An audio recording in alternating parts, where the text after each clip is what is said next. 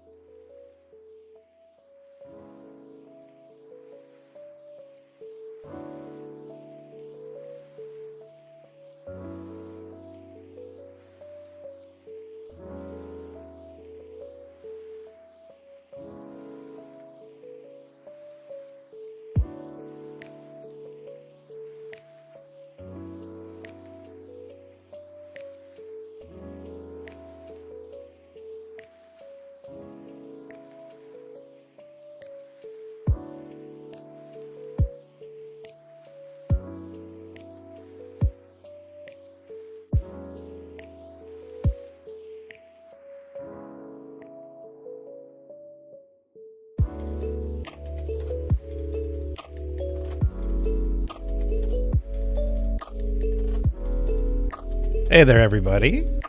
Just letting a few people get in.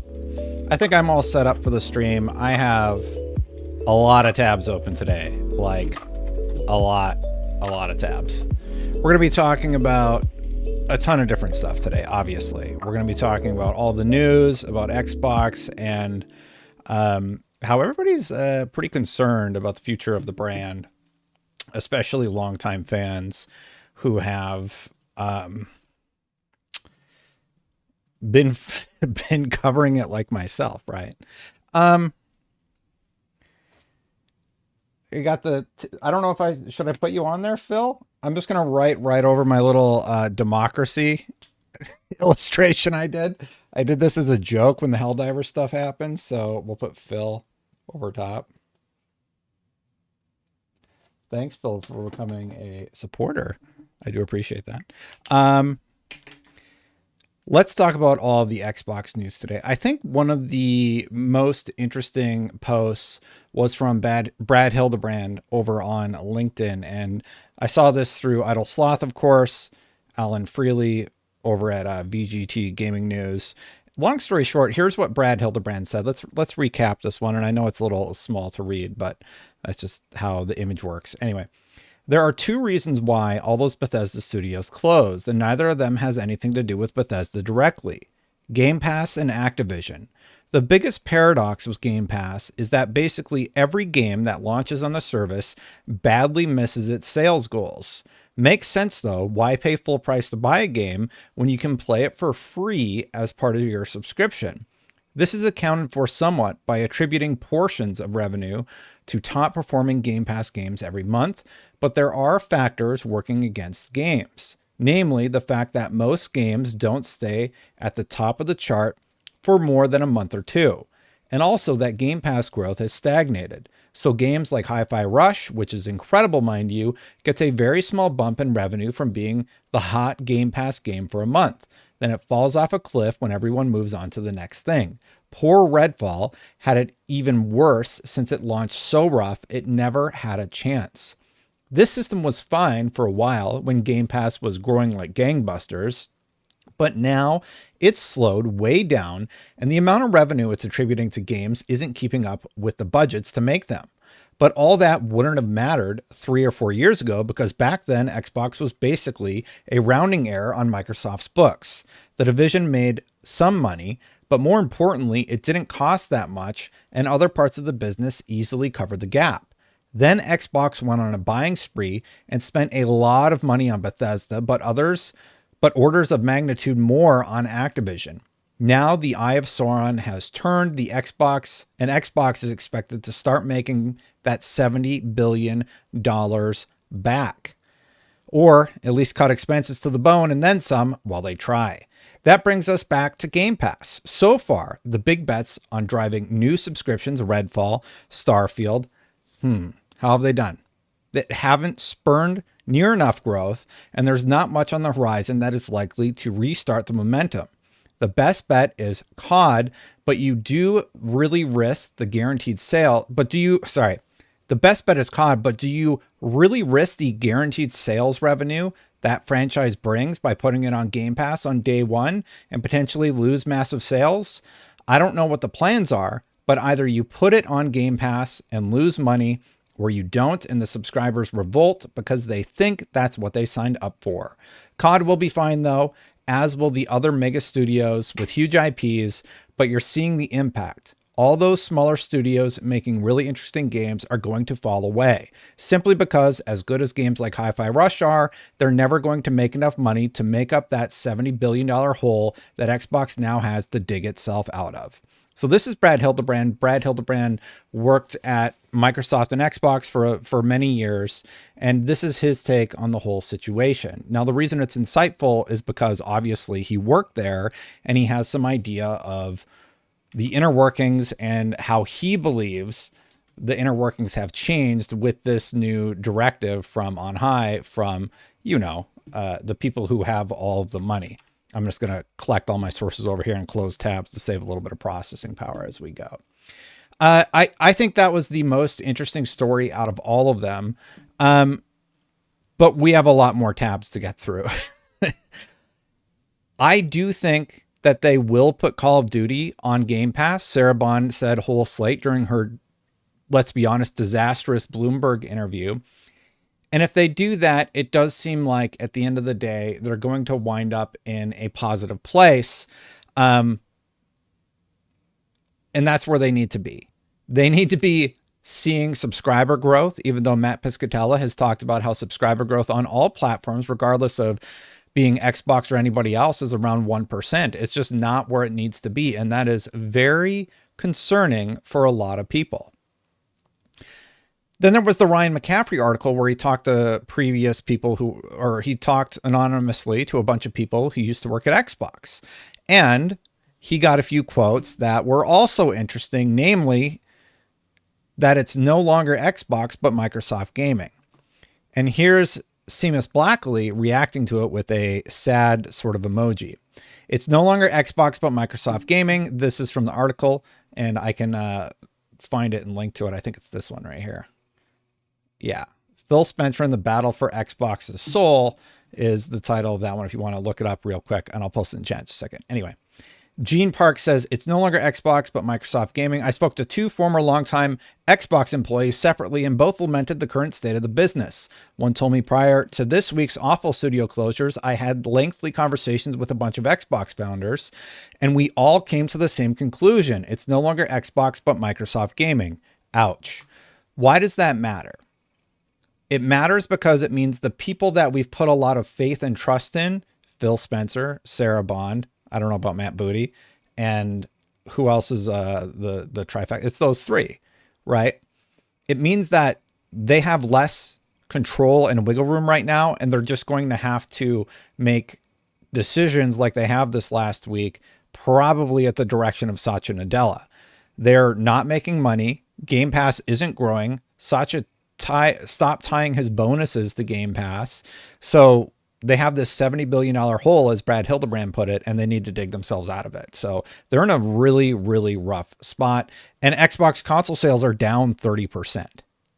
It's not looking good. So Seamus reacted to that story, and he said, thank you always for Xbox. And I believe Blackley helped launch the original Xbox. We owe a lot to Blackley. And he had a few other things to say about the whole situation.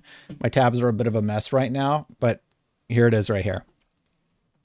Having some tea in a crappy hotel room, thinking about Xbox, thinking about all the developers who have just lost their jobs and dreams. It's so scary. It's effing hard to make creative things. It takes a lot of courage. I'm thinking of you all. I am sending love. And he continues on. Yesterday, I tweeted yes support for Sarah Bond, who found herself answering for this and stumbling. Some people were pissed at me for that, but it's just that I know how it is to be on the spot for bad news. I don't know if she or Phil had much say in the layoffs, and that's really telling. He's guessing that it's not Sarah Bond, it's not Phil Spencer. They're just being told, cut this, cut this, cut this. They're looking at a balance sheet. Well, they're in the red. They didn't make enough money. Like, that's 1% growth. Not good enough. Get rid of them. Like, it's very cold business is what I'm imagining. And Sarah Bond's put on stage having to answer for all of that. Should she have been better prepared? Absolutely. I am very disappointed in whoever prepped her for that interview because she was fed to the wolves. It was brutal to watch. You can tell she's visually uncomfortable. Like Maddie said something about reading body language. It's like, come on, like she sounds upset. That is not the Sarah Bond that we've heard in the past. Sarah Bond seems to be a very positive person, and that was a very difficult interview to give. And she seemed ill prepared. And none of the answers she would have given would have been good, but I think they would have been more constructed than the ones she gave if she had been better prepared. It was bad. And like, on the one hand, I feel a little bit for her, but on the other hand, she's the president, right? Like, that's her responsibility to deal with. And I feel even more for the, 800 people that they just let go, the studios that were closed. It's just, none of it feels good to talk about, right? I don't think anybody's out there like, oh, this is so fun. I don't think Sarah Bond's like happy about having let down all of those people. I don't think Phil Spencer is, but like the amount of sympathy isn't really going to the people making $10 million, right? Seamus continues. I do know the stench of money guide decision-making and how it destroys the lives and confidence of creative people. And that's the tragedy here. The game industry keeps forgetting and then relearning the hard way that it's the developers who matter. Treat them better. And here's the thing about that statement. Microsoft has destroyed their trust with developers right now. You're seeing devs from across the industry, either previously at Xbox being let go, roasting them for this decision. Everybody. Like, their relationship with Japan is going to be on shaky ground going forward. I don't know how they come back from that. It's going to be very difficult for them to regain any sort of trust. I don't really know how they come back from that. Pillow in chat says Alan Wake, as an example, still hasn't made its money back, but not only because it's on Epic, like everyone says, it's because 10,000 plus people got it for $15 instead of $70. But that studio, and one thing I credit the Alan Wake studio with doing, is sticking with their belief about a product that they've launched. They see a roadmap towards profitability for that title, and they stuck to their guns about their artistic vision. Whatever they wanted internally, that's what they made, and they put it out there. They made the decisions about whatever content ended up in Alan Wake 2, and they're willing to take the loss leader, or whatever you want to call it, where they end up making the money on a longer tail as opposed to immediately after the game dropped. Did Tango deserve better? Absolutely. And the problem is, by shuttering Tango, and the reason that makes people so mad, and even Arcane Austin, the reason Arcane Austin is upsetting is because, yeah, we all know Redfall was a stinker, but they also made Prey. So now all of that talent is just gone. It's gone. They're not going to want to work with Xbox again. They might have to out of desperation, but like everybody right now at Xbox has got to be going like, oh man, this is not feeling so good. Phil Spencer has said in the past also, like, they want to build a relationship with Japan. That seems squandered. They want to foster developers. Developers are going to have a hard time trusting Microsoft going forward. It's a very, very tough place to be in. Steven Totillo, speaking of the Sarah Bond interview, by the way, he sort of translated it for us, and I found this to be really, really helpful. He said, "This is part of an exchange about Xbox's issues. Bond cites industry struggles and says the week's studio closures stem from Xbox's responsibility to ensure their games/devices/services are there through moments even when the industry isn't growing. And it's in time of transition." So not only is the overall industry in time of transition, I think Xbox is in a time of transition. Sure, they're going to continue developing hardware because you can't lose your hardware fans. You have to offer them something to continue being in that ecosystem. But they're trying to expand beyond that into cloud, which Sarah Bond did cite is growing, and mobile. Mobile is huge. Gamers need to understand mobile is seeing the biggest growth out of any sector in the industry right now. And that's the one thing that I think people just write it off all the time. Like, look, I understand why people have problems with games like Diablo Immortal is one that comes to mind, but that is Diablo running off of your phone. Like, maybe it's Diablo Lite, maybe you don't like the design aesthetics or whatever, but at the end of the day, you have a Diablo game on your phone. And there's racing games that also meet that need. We have Death Stranding on our mobile device, and it runs halfway decent. Like, mobile is going to continue to see growth, and everybody scoffs at it, but you always have your phone. And your phone costs what? $1,000? Maybe you don't realize how much your phone costs because you sign up for one of those plans where you pay for it over 3 years as part of your bill.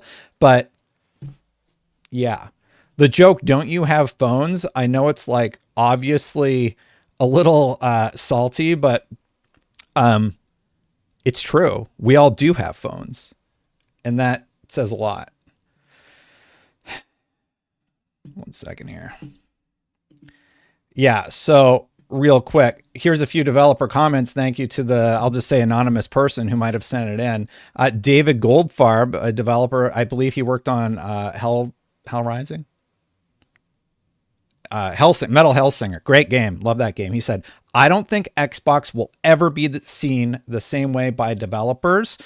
I absolutely agree. I think devs are going to be questioning Xbox going forward, and it's going to be really difficult for them to it's going to be really difficult for them to trust them ever again in the near future. And then if we continue on here, we have one from Del Walker.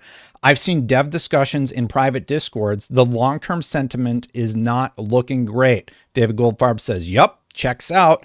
And long story short, that is really, really, really bad for Microsoft. The best developers are not going to want to work with them. And that means consumers get less of a quality product.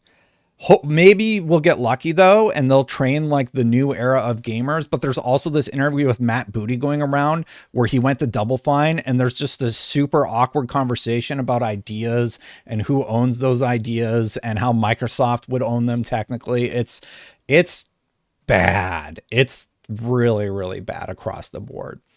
Steven Totillo continued in his statements here. Let's hear what he said to this person. Doug said, their company made $21.9 billion. They are fine even continuing to support these studios without closure. The through line across numerous interviews with Xbox execs strongly suggests pressure within Microsoft on the Xbox division. Phil Spencer to me in February about the 1,900 jobs cut. I have a commitment to the company on the Xbox business being a profitable and growing part of Microsoft. There's rumors that there's going to be more layoffs. Sentiment is in the toilet. They're offering packages to pay people to leave. Hey, we'll give you voluntary severance or you're going to get cut anyway.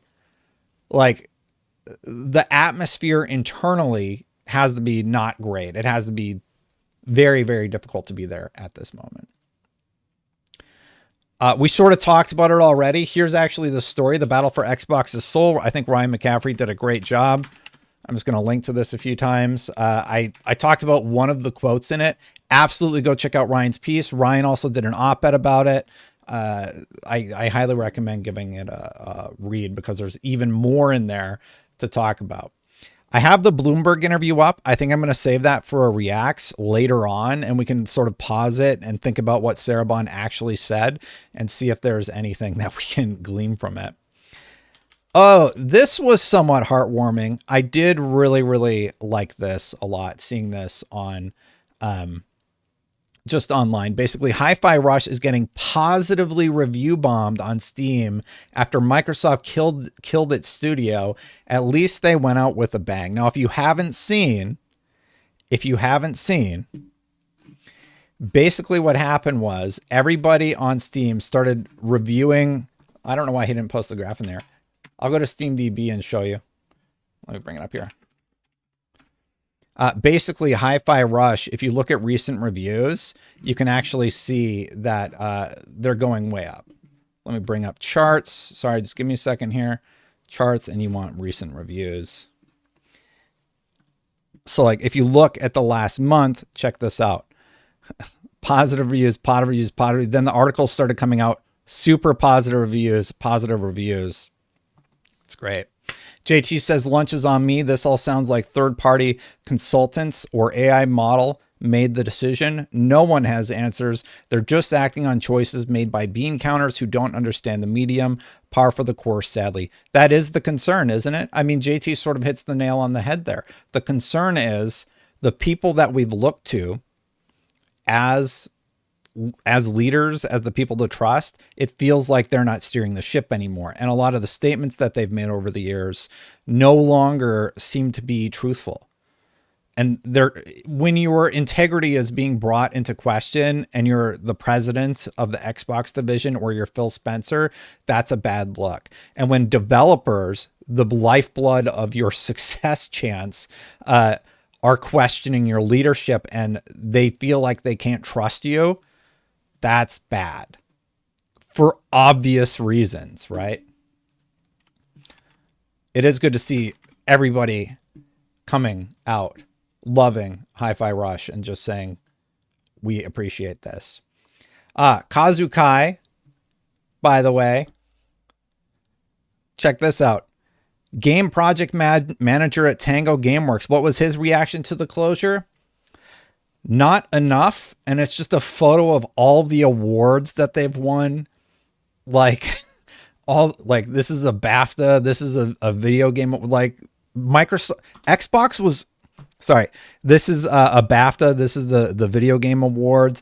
Remember, Xbox and Microsoft were on stage for like the first time ever at the video game awards where they actually took home an award. And then what did they do? They closed the studio. That studio never again can like have a chance to try and create something. Arcane Austin had their one flop and they're gone. Like Redfall was so damaging to the brand. It was brutal. Oh, I got to add you guys to the board, by the way. So JT, I'll put you on there, and Pip, got to put you on there too. I'm just going to write it all over today. JT, Pip. Pi. Sorry, Pi. I like Pi, as some of you have noticed. If you look at my old videos and new ones, you'll probably notice that I like Pi a little too much. Do you think even flagship properties like Halo or Gears of War are safe still? I feel like the overall disappointment with Infinite puts 343 in a bad spot. Remember, 343 already went through their layoffs in 2023. I don't know how many more people you can get rid of at 343 and continue on. However, I will say Halo Infinite, I feel like, is in one of the best spots they have ever been. I want to respond to a comment real quick. I get Dustin, that it's Destin, but whatever, that you were upset at Xbox. But thing is, when the game was launching, PlayStation fans review bombed the game or Hi-Fi Rush on Metacritic because now they want to be upset. I don't think that has anything to do with the success or failure of Hi-Fi Rush. Aaron Greenberg said it met all of their metrics internally. And here's the thing, if Microsoft needed a smaller game, you don't think that the Hi-Fi Rush team could have taken a chance on coming up with the next Vampire Survivors or popular small game that they can turn around in a year? You're talking about a group of, what's their whole studio? Their whole studio is what, 90 people? It's not even 100 people. It's their foothold in Japan. It's just such a baffling decision for me to see. Like if they're like, hey, we need a smaller game. We need it in a year. Maybe a year and 2 years max. Can you come up with a smaller thing? And here's the scale that we're looking at. Yeah, they probably could have knocked that out. And then that gives them wiggle room during this difficult time in the games industry to then work on a Hi-Fi Rush too. Like for me, I just don't understand why the decision would be after you've fired 1,900 people to then just close it. Some people in chat are saying Hi-Fi was a flop. Maybe it was. Maybe what Aaron Greenberg said was nonsense. Maybe it was a flop to Microsoft. And awards are great, but maybe it just didn't make enough money to sustain the studio. So they're like, well, let's go. Captain Chat says, is Xbox in worse position now than they were in 2013? I would say yes, because in 2013, they still had that Xbox 360 aura. Granted, the Xbox One launched in a disastrous place, but you know what? I'm going to go back on that. I don't think they're in a worse place than they were in 2013 because Satya Nadella said we're all in on gaming. So I think the idea of Xbox is in trouble, but Microsoft Gaming's here to stay. I don't know how y'all feel about that, but yeah. Okay, RCW, you've posted that a few times. I'm just going to give you a warning, but yeah, I already read it. I read it on the staff, on the stream. Yeah. So the BAFTA post is it's really unfortunate, but you can make a big hit game. It's not good enough, but it has to be a sales hit. When you're making a game nowadays, because of how they've structured how they make games, it has to make a ton of money. It can't just be profitable. It has to be super profitable, which is just insane. It's not tenable. And then remember how a lot of people were upset that Microsoft put a bunch of their games onto the PlayStation platform? Check this out. The PlayStation blog is reporting that Sea of Thieves is the #1 selling game in the EU and the #3 selling game in US and Canada. Is it selling or pre-orders?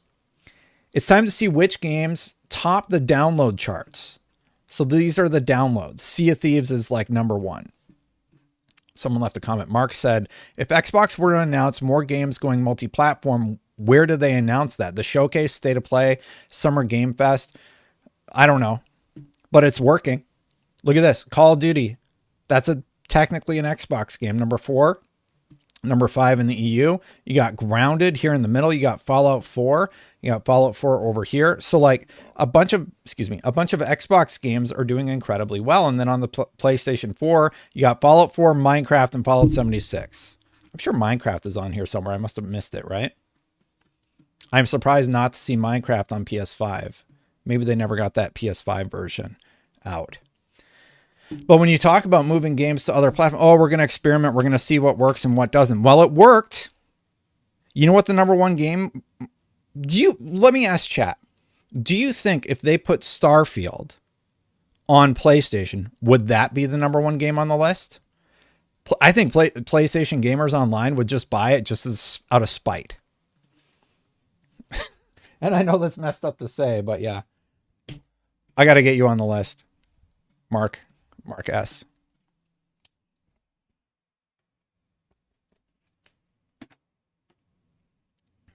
I drew this when I thought we were victorious. We will get to the PlayStation news about Helldivers and Ghost of Tsushima, by the way. No. Yeah, the thing is, I think the overall sentiment... Aries, thank you for the 10 gifted memberships. Wow. I do think the overall sentiment for games like Starfield were positive at launch. A lot of sites gave... Paul Tassi, a fairly neutral player, gave it 10 out of 10. And unfortunately, as time has gone on, I think sentiment has waned. And I would argue that, I know I'm biased because I like Dan Stapleton. He's a friend and a colleague at IGN, but I think his 7 out of 10 was pretty bang on.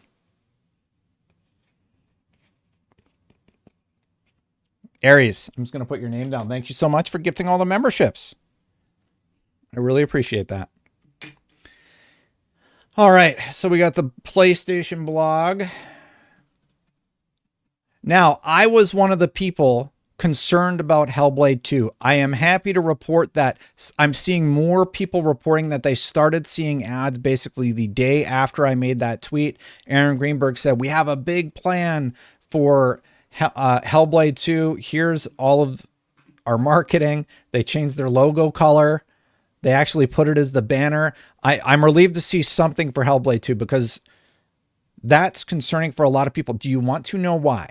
It is concerning for a lot of people because this is a beloved studio that is probably about to make an award-winning game. Is it going to sell 20 million copies? That I don't think so. And that's why people are worried about Hellblade 2. That's why I'm worried about Hellblade 2. And there's still people in chat saying they have not seen ads. I do like the red Xbox logo also. So it's a digital only title that's selling. I think it's 50 or 60. It's $50. I want to say it's going to be like 6 hours long. It's probably going to be great. I really love the original Hellblade. I just played it over like 3 nights. I did not like the puzzles. So like if they improve the puzzles and they improve combat, all the previews that we read about Hellblade 2 were incredibly positive. And then it was just like nothing. I saw people commenting the following. They said basically, Redfall got more marketing than Hellblade 2, and I absolutely agree with them. I feel like Hellblade has not gotten the support that it needs. Garen says, I'm surprised Phil has been silent this whole time. I think that's the best move. I don't think they should say anything right now. Let us all have our reactions, right? Thank you, Garen. A lot of people are like, where's Phil Spencer? I don't think Sarah Bond should have been the one on that stage. I think that was brutal. But I have to imagine that was booked already. And then she went and did it. Where's Phil Spencer? He's playing Fallout 76, trying to get revenge on the nuke at the moment. I say that jokingly. Obviously, he's behind the scenes talking about all of this stuff. But that is what he's doing right now. What are your thoughts on Tango not delivering the DLC they promised last year? Haven't seen a Hellblade 2 ad out of Game Pass, says Danny. Well, I mean, Tango's gone. So obviously they made a promise and that's what they were going to work on. And then they were shuttered. So my feelings are, the same. That was from Danny. Got to put your name down, Danny.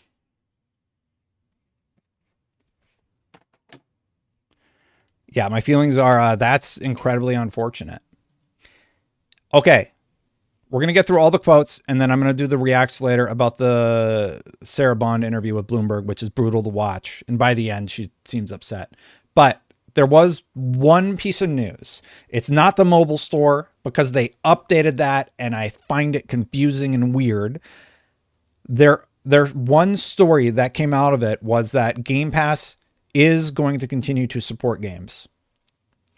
Let's read. This is from Game Pass Tracker, but I felt like it was the best synopsis. According to Sarah Bond in an interview with Dina Bass with Bloomberg, all first-party games are coming to Game Pass day one, including Call of Duty, which falls under across the whole slate because she said across the whole slate. Here's the Sarah quote.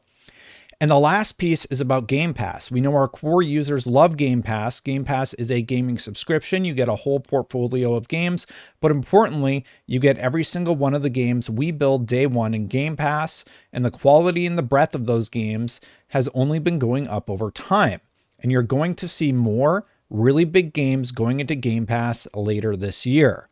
Dina from Activision's portfolio, or across the whole slate, she said it not like this, across the whole slate, you're going to see more really amazing things, and keeping that as something that is really special for Xbox players is central to us. So there she is talking about it.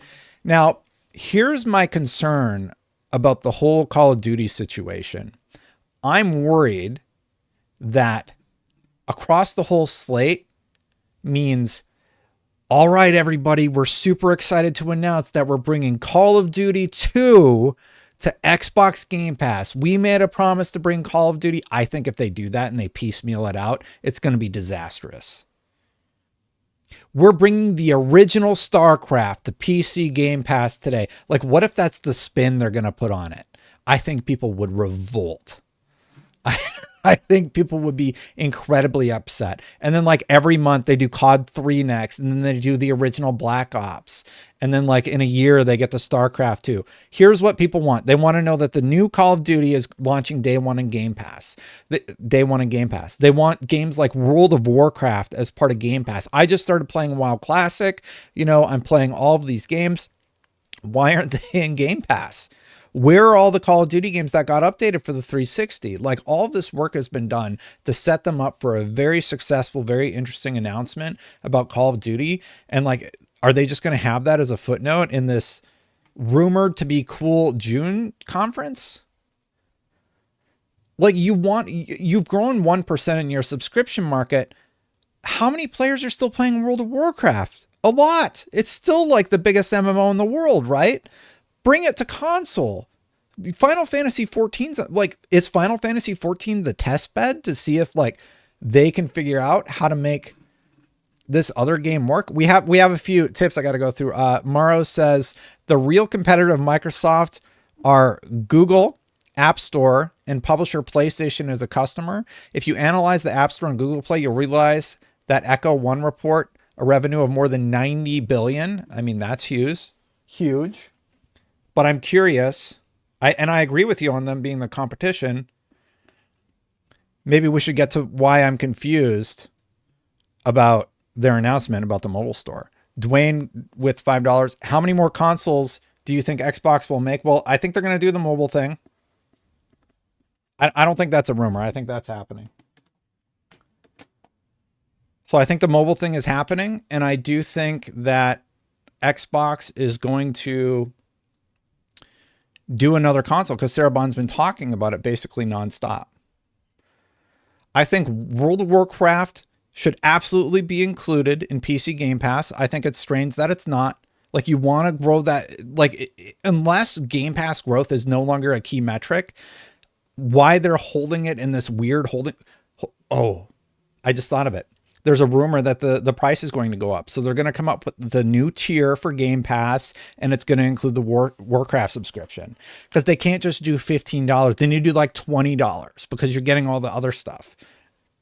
They're going to have to figure out a way to offset the cost of the base subscription, because that's how they support their servers. And also they just included like a $25 emote or whatever. People play WoW for free these days. It isn't an asset anymore. You can play WoW for free up to 20, but you have to subscribe to Classic. I think World of Warcraft is still popular, but here's the thing. World of Warcraft, even at its peak popularity, was not where Fortnite was. Check this out. So a lot of people talk about World of Warcraft like, oh, well, of course it's like this big game, right? So I was curious about that, and I dug up some trends here. Let's just look up World of Warcraft, right? And we're going to do the longest stretch that we possibly can. Look at where it was when it came out. This is where it was. This is World of Warcraft. Let's compare where World of Warcraft is. Yeah, it's on the upward look, but it's never going to get back to 2004, 2007. It's never going to go back there ever, no matter what they do. Now let's look at Fortnite.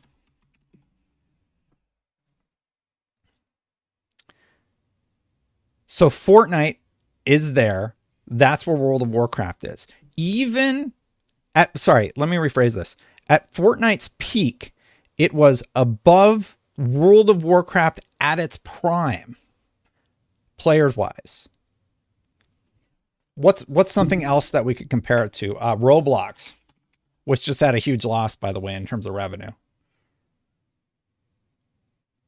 So you want a Roblox. Let's compare that to GTA 5.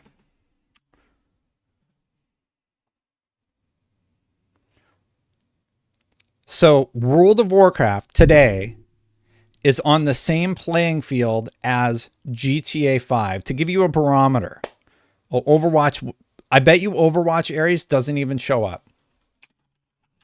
I bet you Overwatch isn't even on the chart. I bet it's like the flat line on the bottom. Yeah, it's the purple one down here. So Overwatch is there, but it's like a quarter of World of Warcraft, which is okay. But the type of games that they need are in this realm. So look, World of Warcraft, here's I believe green is Grand Theft Auto 5 when it launched, and we got Grand Theft Auto 6. You got Fortnite at its peak, and then you have Roblox just here, just chilling, constantly on top of the charts. Garrett says possible they are holding off on putting games on Game Pass till the FTC appeal is over. Yeah, I don't know about that. You might be right. Some people wanted to see Final Fantasy 14. It's, what is it? XIV, right? I bet it's lower. So that's purple. Yeah, it's actually comparable to where Grand Theft Auto 5 is today. So Final Fantasy 14 is near Grand Theft Auto 5 to give you like a data point. Yeah, that's Google searches, but it's a data point that you can utilize to sort of extrapolate how interested people are on the game, right? Granted, it's not like a perfect metric. I'm just using it to show you. Like, so the three games that are sort of comparable in terms of interest include Final Fantasy 14, Grand Theft Auto 5, and World of Warcraft. All of those games are huge. There's no way. I don't think PUBG would probably be where Final Fantasy 14 is. And that's the last one I'm going to do. Then we're going to move on to the next topic. PUBG. This is the mobile version, though. I don't even know what's going to happen here. I don't know how to search for player unknown. Because PUBG mobile. Yeah, PUBG is not even on the chart. I wonder how PUBG mobile is. Yeah, they're both pretty low, but they're doing quite well. Anyway, we were talking about World of Warcraft and how it compares to other games, and World of Warcraft is still doing what GTA 5 is doing right now. But I don't think World of Warcraft will ever get back to where it was.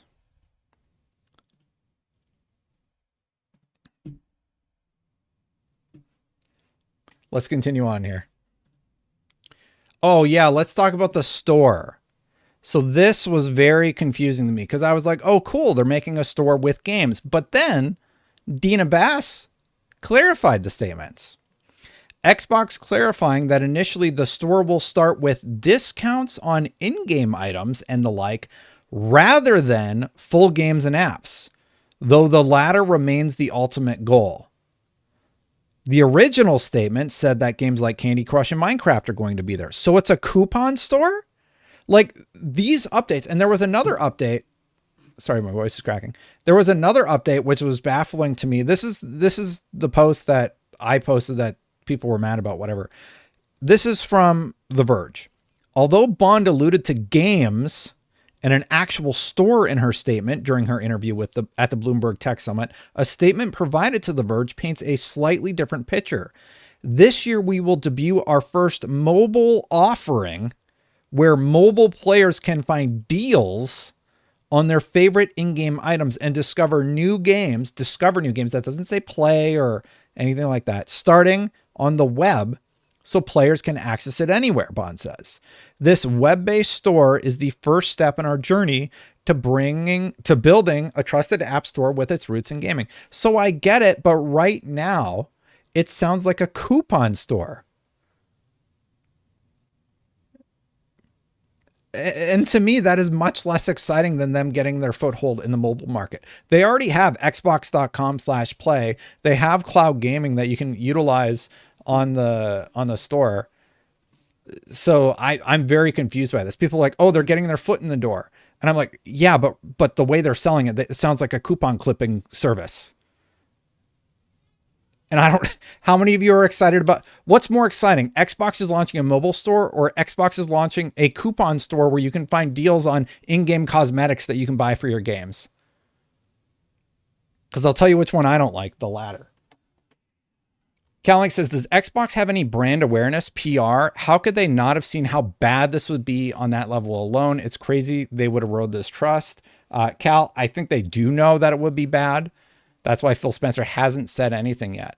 And Makara just said, thank you for your work, Dustin. I appreciate the tip. Thank you so much for the kind words. Makara. And Eric. Oh my goodness, you guys. Thank you. Does anybody even care about the mobile store? Yeah. Xbox, Eric. Xbox cares because it will make them a lot of money. It will make them a truckload of money. But this thing that they're describing, it just sounds like a way to sell you microtransactions. So it's just going to be like a store with all the cosmetics you can get. That's how I read it. Pi says, Microsoft has never done great in the mobile space. Don't see this being a massive success. Sometimes you just need to like stop talking. And that's the problem. Xbox gives this interview, and one of the wins was the mobile store. And then they give follow-up interviews where they confuse the messaging and make it sound worse than it is. They need to stop doing that. They did that after they talked about the 4 games coming, and then they did an interview with The Verge where they muddled the messaging, and everybody's like, so you're bringing more games. We're only doing 4 games is what they said on the stage. And then they give The Verge interview, they're like, oh yeah, we're totally going to probably bring more games to other platforms. What are you doing, Phil? Say one thing and stick with it. Pi says Microsoft has never done great in the mobile space. Don't see this. We'll see what happens, Pi. I think I'm taking a wait and see approach. Maybe it won't be as the coupon clipping store that I thought it would be, but I just wish they would get their messaging in line right now. Oh, and we were talking about the devs before. I got to pop on the headphones for this one. Check out this excerpt from Bobby Schroeder post. I don't know if Bobby is an employee or something. Creator of Super Lesbian Animal RPG. Well, it's a creator, right? So here we go. I am here to tell you, and I will say, that our goal is to change as absolutely little about this studio as possible. This is Matt Booty at Double Fine talking to all these people. The things, and then we can just open it up to questions. But I just want to address one thing because it kept coming up. I was surprised to hear how much the moonlighting topic came up. So I wanted to just like address that one head on. Even though most of our concerns, because we are a creativity first company, there's questions about. So there's a question about moonlighting. All of these people like do creativity stuff on the side. So the whole room is like, well, what about the stuff that I create on the side? Because what I like to do is create on the side and then bring in my best ideas here. And Matt Booty's like, yeah, we're going to want all your ideas. Let's keep going. Ownership. A lot of people have side creative things they do. They write children's books or play in bands or something, and they want to make sure that will be able to continue under Microsoft. Where the moonlighting only really starts to be something that we even really need to have a conversation about is if you are making something that directly competes or conflicts with what happens here. Like a game concept. But that's how they work. That's why Double Fine had been so successful, because on the side, they create game concepts. And then if they like it a lot, they bring it in and they would say, hey, here's the thing that we should be making. This is from a documentary. I believe it's link to here. But Matt Booty says all the wrong things. And that really is going to boil down to making a game. It's just that the thing is, it's like corporations like Microsoft always have the advantage. Because I've seen this happen to friends of mine who have released games, and this has happened, and then the company has gone after them, and they were like, even though they had a nice little handshake agreement, they still ended up having to pay that company. So if you really want to go run a startup, quit and go run a startup. Come on, Booty. Right? And so I'm not trying to chase anybody away. That's not trying to be harsh language. But if you work on something and suddenly it starts to pick up traction and you're like, hey, this thing is going big, I think you've got a choice as a person to make. The reality is that once... Look at the reactions on their faces. Something is kind of in these walls, Double Fine owns it, right? Although where that comes to conflict a little bit is where we do this Amnesia Fortnite pitch. Yep. And we have always, as a company, said that we don't own the ideas until we actually produce them in the Amnesia Fortnite game jam. But before people submit them, they work on them in their own time, on their own computers. And they do, at some point, tell the ideas. And a lot of them don't get selected. And we've always maintained that we don't own those. Yeah, we're going to have to sort through that. Because I don't know, someday down the road, We're going to have to sort through that. we might want to go back and say, that was a great idea. You know, we should go make that game, right? Yeah, I mean, it is something we have to figure. I get where Booty's coming from, but this room does not look happy with what's being said. I haven't looked at departures from Double Fine since all this went over, but wow. Hey, this, like, we're massively successful in the games that we create, and you've called us like industry darlings and stuff. I'm not quoting, but I'm paraphrasing. And Matt Booty's like, well, yeah, we're gonna have to totally change how you do everything. We want all your ideas, and they're ours.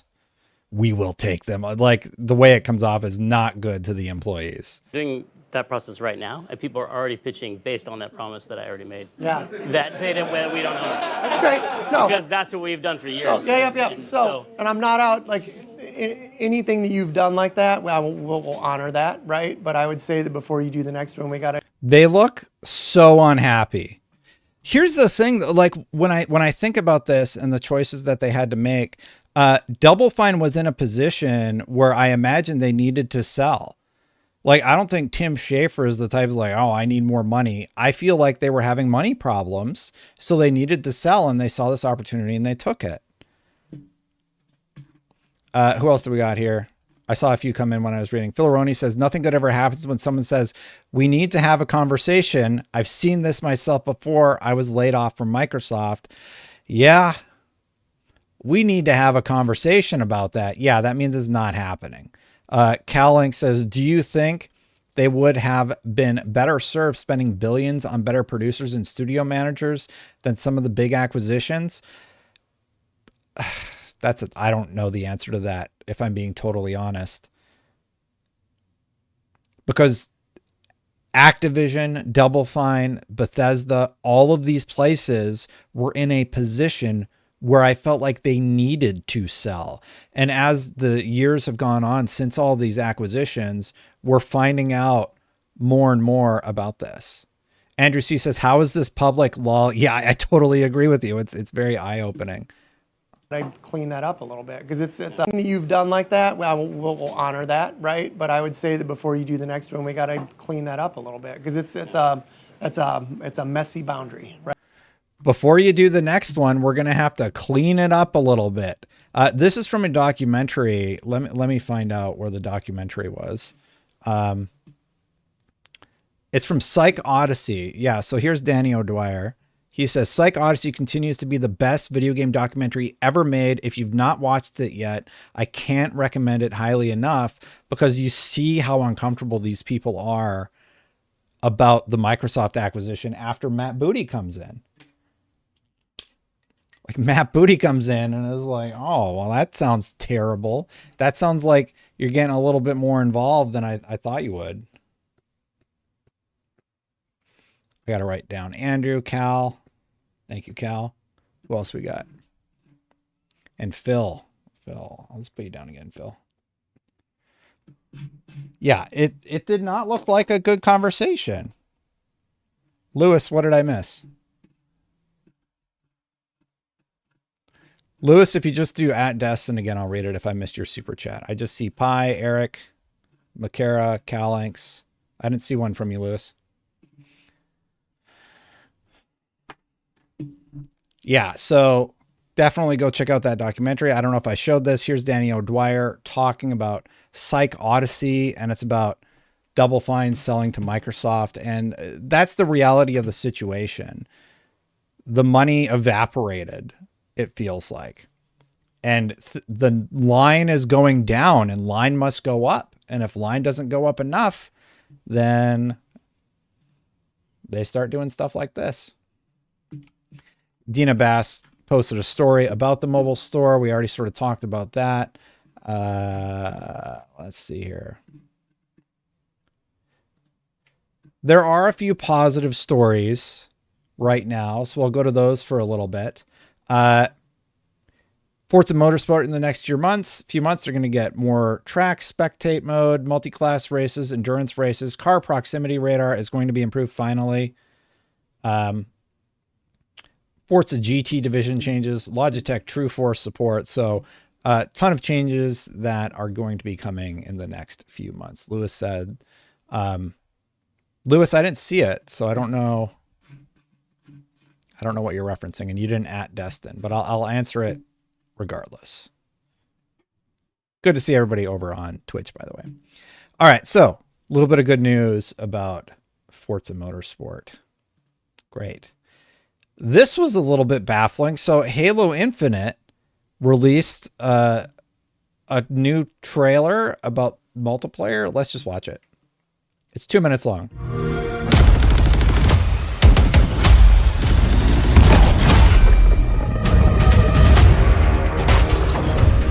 Party's over.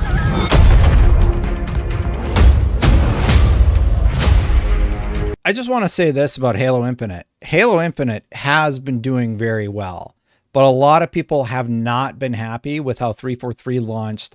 Halo 4, Halo 5, and Halo Infinite launched incredibly rough. It took them this long to get it into a place where it's looking really good, and it does feel like it's too little too late. Even this official asset released 3 days ago has 127,000 views. The like to dislike is good, but this is an official asset for one of their biggest IP. And it's awesome. They also released it the day they closed the studios. You belong to me. Satisfactory.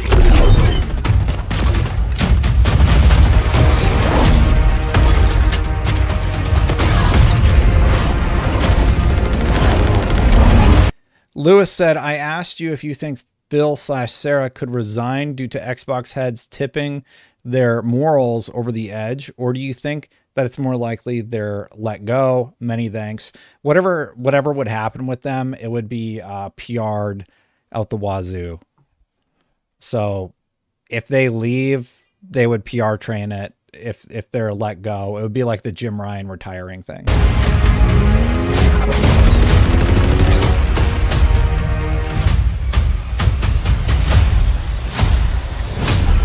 Special delivery.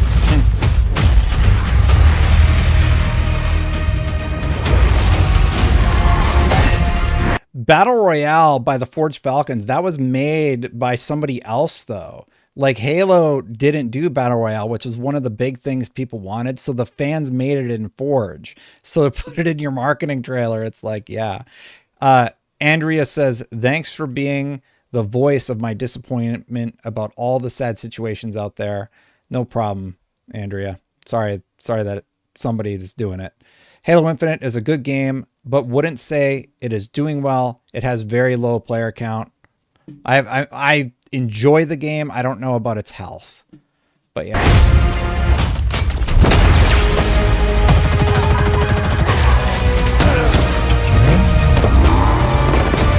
Campaign tribute, the silent cartographer. Okay.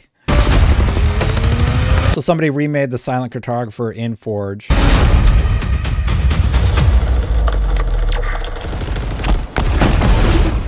Betrayal.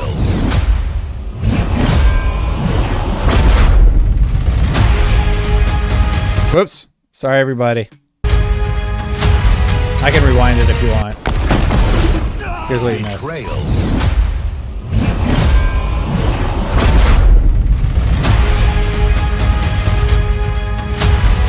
Yeah, they changed how their XP progression works and everything, so yeah. Look, I like Halo Infinite, and I think where it's at right now is in a good place, but they launched in such an early state. They didn't support multiplayer adequately. They didn't have anything that was trendy. Like, it was just too late. I don't know how you come back from that, right? I don't think we need to watch the rest of the trailer. It's Halo Infinite. I really like Halo Infinite, but the problem being, it's just like Helldivers 2 came along and somebody had pitched a Helldivers 2 ODST type mode, and it didn't get greenlit because, of course, it didn't. And yeah. Now, all of this started with the closure of the studio. So let's go all the way back to the beginning of the week, right?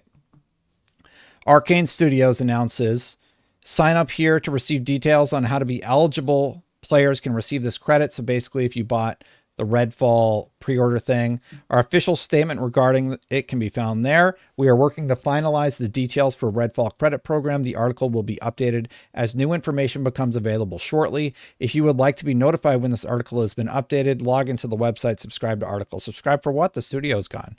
Like, yeah, so Redfall announced as closing. Tango Gameworks had the shortest statement. Today it was announced that Tango Gameworks will close. Thank you to everyone that explored the worlds we created. Hi-Fi Rush, along with Tango's previous titles, will remain available and playable everywhere they are today.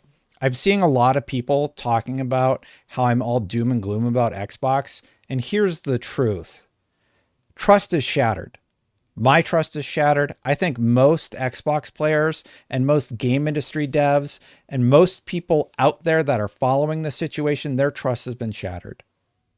And when you don't have the backing of the game devs, the people that make the games that we all love, and they're going to look for the other jobs that are out there, or they're just going to leave the industry entirely. Like, this is bizarre. And there's statements coming out from like not even a year ago where Sarah Bond is like, here's to many more to Tango Gameworks before they closed it. You have Aaron Greenberg saying that, you know, Hi-Fi Rush was a smash hit. That turned out not to be true. It's very problematic for their brand going forward, right? Here's Alpha Dog Games. By the way, Matt Booty got the names wrong in the internal email. Players interested in requesting a refund for purchased in-game currency can sign up here to receive details. And it says, today it was announced that Alpha Dog Games will close and that development on Mighty Doom has come to an end. Sounds like the kids are up. Okay, door's locked. As our servers will be shutting down on August 7th, we have stopped players' ability to purchase any additional in-game currency. Alpha Dog Games is a weird one because they're a mobile developer. Xbox just announced that they're launching a mobile store and that they're going aggressive on mobile. Why would you close your mobile team? Just why wasn't Alpha Dog like folded into the org the way that Roundhouse was?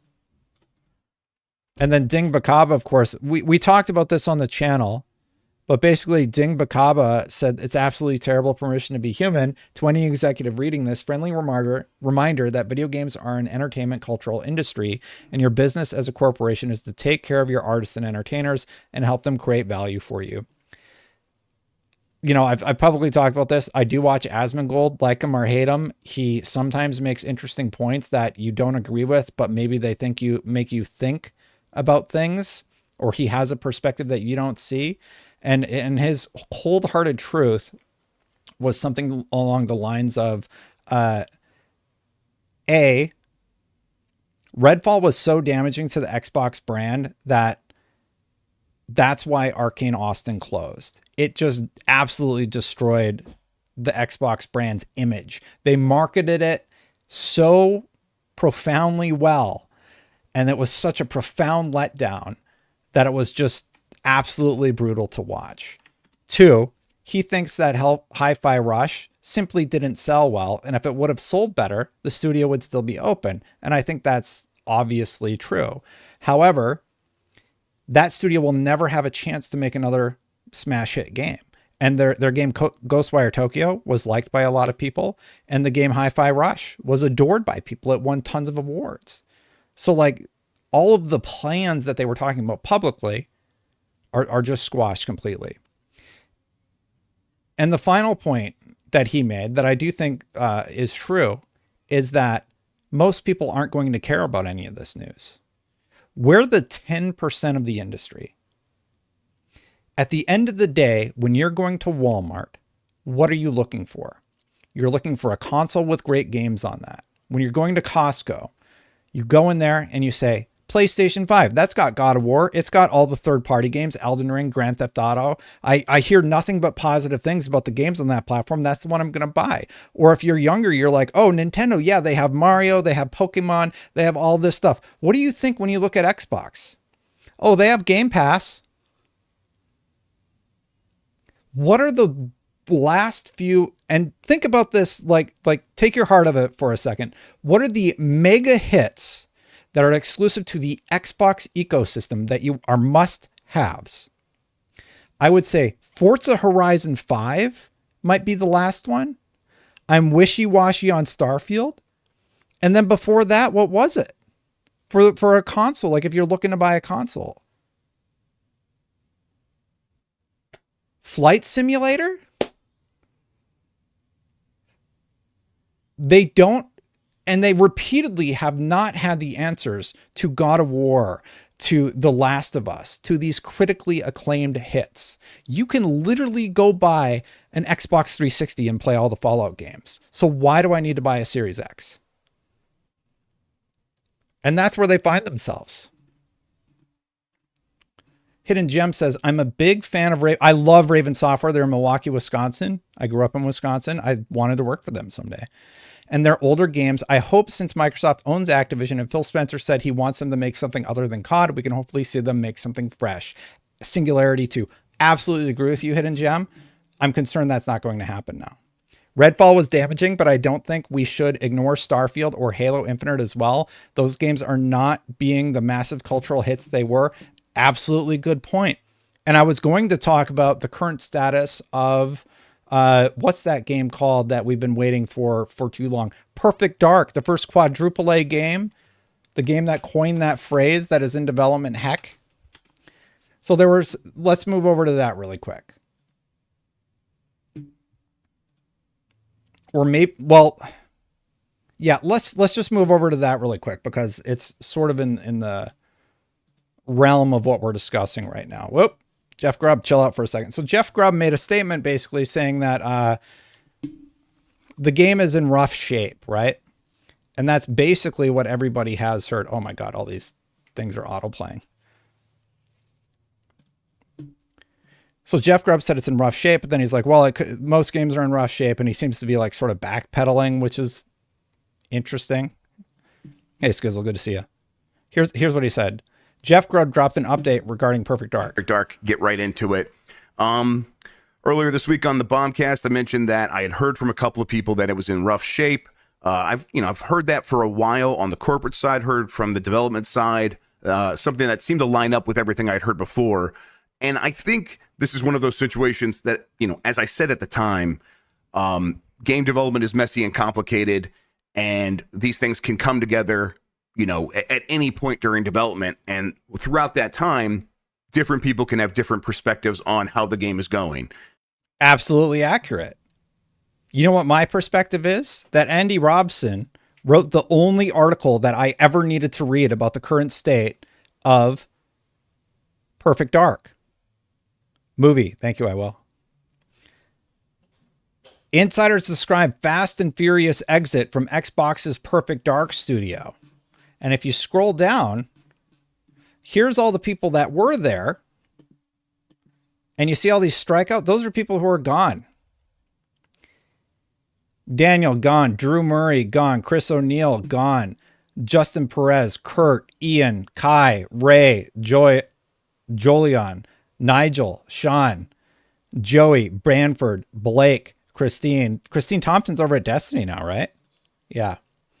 William, Ben, Caesar, Hawar, Robert, Yuka, Lauren, Steven, Maxwell, Johal, Ryan, Lee, Eric, Ryan, Matt, Z, Giovanni, Pasquale, Sarah, Patrick, Isaac, Arlington, Sylvia. If you go watch their announcement video for this studio, I don't think a single person, maybe one of the people, are still there at that studio.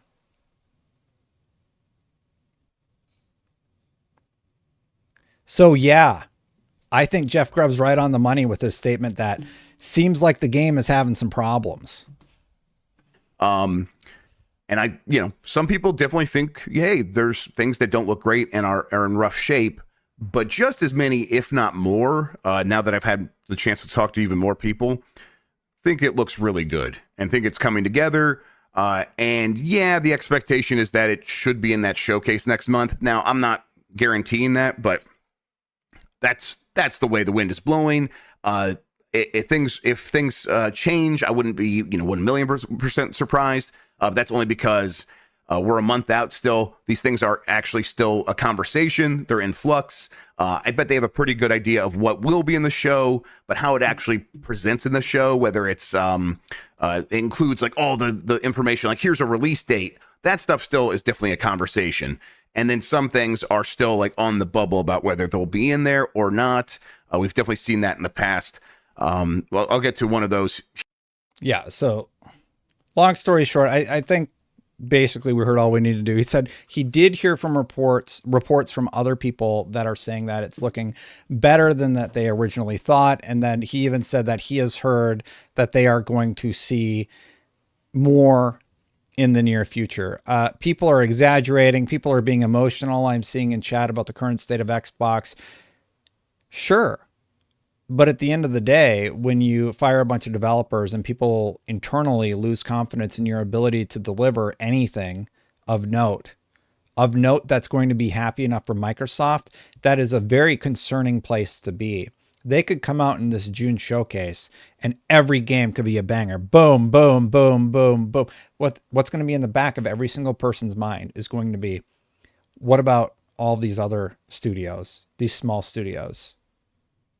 The rumors are, according to The Verge, that people are worried that the original studios are up next. And that's why the concern about Hellblade 2 was there. This is very, very hard to walk back.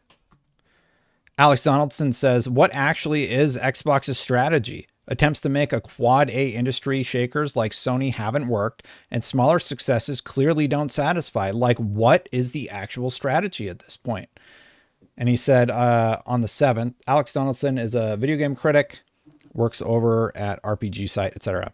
Looking forward to Phil getting on stage next month and going, this is an exciting time for our teams, and flashing some t-shirt with a brand they might revive, maybe, to help the morons forget disgraceful. I hear the quadruple A Perfect Dark is progressing nicely. What are you talking about? LMAO, I have some crazy stories about the development of that game. I have not put in print out of respect for a team really trying hard to push a boulder up a steep hill, but my patience is getting thin. And if we actually look at a game like Suicide Squad, I met those developers. They're obviously passionate about what they're creating, but that game stunk. It lost $200 million. I think I'm very concerned about Rocksteady. I'll just say that. So look, we've seen how many people have left the Perfect Dark studio. Apparently it has been incredibly trying to work on that property. Crystal Dynamics is coming in to help it get across the finish line. I've heard of difficult development stories. The Perfect Dark one is on a whole nother level. I miss some super chats here. Philaroni says, I miss the days of Xbox Arcade in the summer. I agree. All those smaller games. Pi said Scalebound was the coal in the canary mine. Yeah, that's a good phrase. And I got that one, Movie. I'll put you on the board, Movie, for that one. Movie said, if you got a mom to call her and say Happy Mother's Day. And I think everybody else is on there already. Pi. Everybody. Let's continue on here. Liam says, from what little I've heard about the development of the new Perfect Dark, it sounds like a future video in the making, just a big protracted mess. So Liam Robertson is from Video Game Historian, makes videos for Did You Know Gaming. Yeah, I mean, obviously it's been through heck and back. We know that. Will they deliver? At the end of the day, like all of this bad press, all of this negativity, all of this terribleness that we've been talking about, all Xbox needs to do is start making games that are fantastic. And by fantastic, I mean games that capture the interest of the entire industry, like something Fortnite level. They need a few more of those. They need a few more games that are hitting the top 10 on Steam charts like Follow It is. That's my take on it. So like all this bad press gets fixed if they finally figure out how to start making games. And people are just starting to wonder. It's just like, you had one win with Hi-Fi and you closed the studio. Like, how do we have any faith in your ability to finally get there? And that's the concern. But back on Perfect Dark, some people are saying it sounds good. Development wise, it's been a mess. I think there's obviously there's been a lot of problems. But back in 2023, it was reported Perfect Dark is reportedly 2 to 3 years away and could be released episodically. Microsoft has been working on the franchise reboot since 2018. It remains in the earliest stages of development. This was last year. When was this published? June. Not even a year ago yet. 2 to 3 years away from release, it's been claimed. That's according to new accounts of the game's troubled development cycle provided to IGN by 13 people who have worked on it across 3 different studios. So, yeah. I like how Sebastian's saying, like, why do you keep regurgitating the fake outrage? Why do I keep talking about the news that's happening this week, you mean? I'm not mad about this. I'm telling you what's happening. And what has happened. Yeah, and Jeff Grubb said it might show up. Separately, talking about some of the good stuff, Tom is teasing an id Software game at Xbox Showcase. Microsoft will be banking on some new stuff. Some people aren't sure that he got it from that, but Microsoft is and seems to be indicating that they're going to have a big showcase.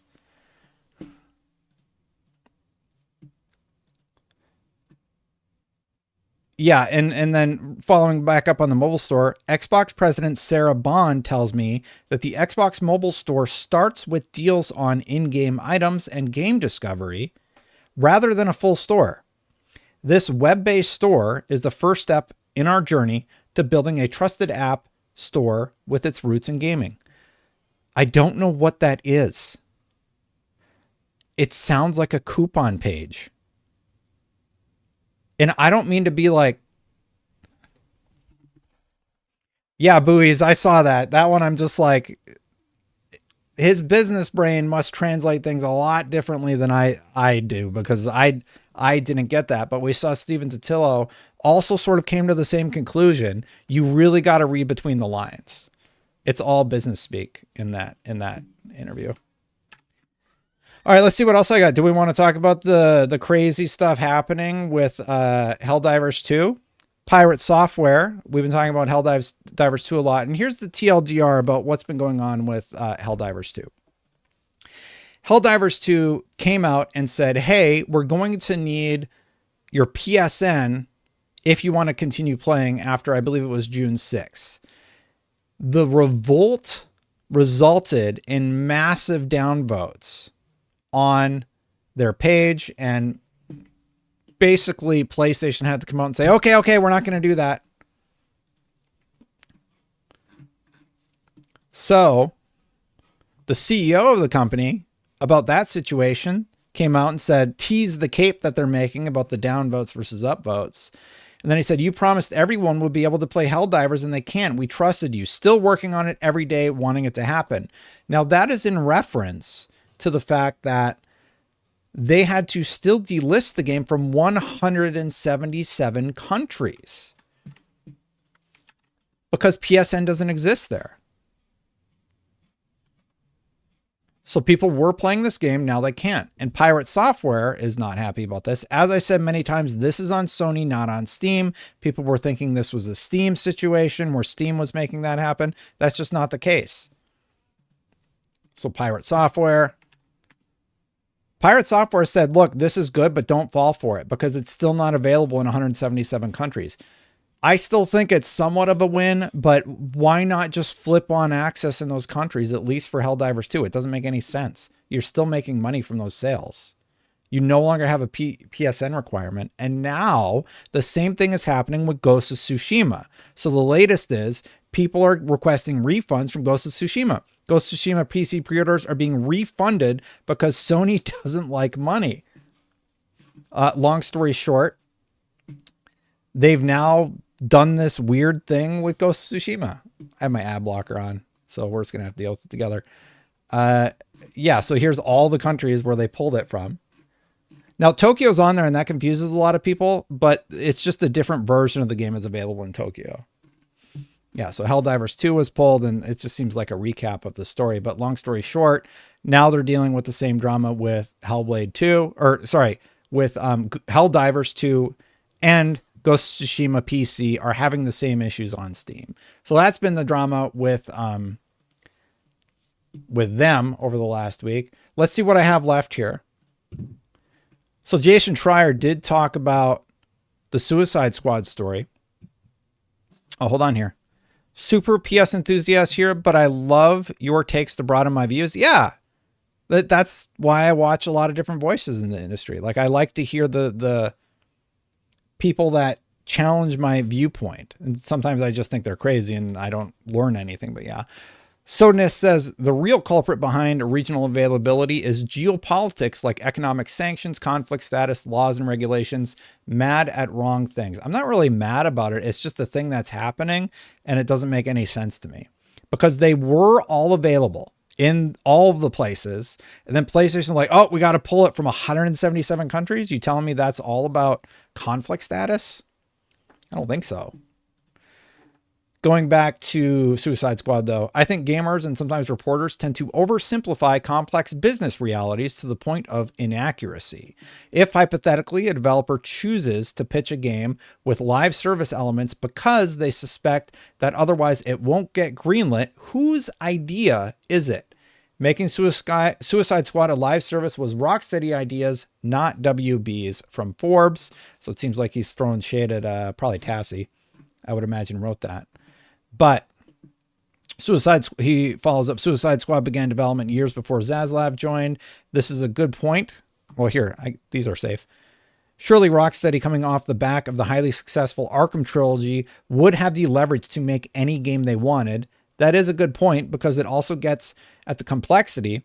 They absolutely had leverage after a trilogy of hits, but did they have the leverage to get 200 million, hypothetically made up number, to make a game without a long-term monetization model? However games are being made today is broken. We're hearing that $200 million number thrown around because of the redacted documents from the FTC case, letting us know that The Last of Us Part 2 cost about $200 million. Half of that is marketing. $100 million for marketing and $100 million for development, or it's like an 80-20 split, or sorry, 60-40 split with that.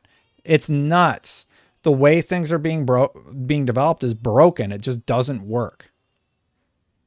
So anyway, that was Schreier talking about it.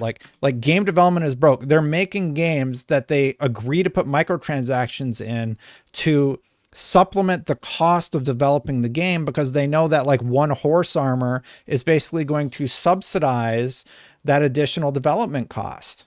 And of course, the $100 million marketing budget that all games need to have today. How does it cost $100 million to market your game? Like that just seems insane to me. And I'm not pulling that number out of thin air. I want to say it was in the Hollywood Reporter about Diablo 4's development. You got 100 to 300 people working on a game for years, got to pay the salaries. I mean, yeah, let's do the math on that. Let's say every single person made $100,000 a year and you have 300 employees. That's $30 million. That's $30 million a year. Let's say it takes 7 years. Okay. That's 210. That's 300 people making $100,000 a year for 7 years would cost $210 million.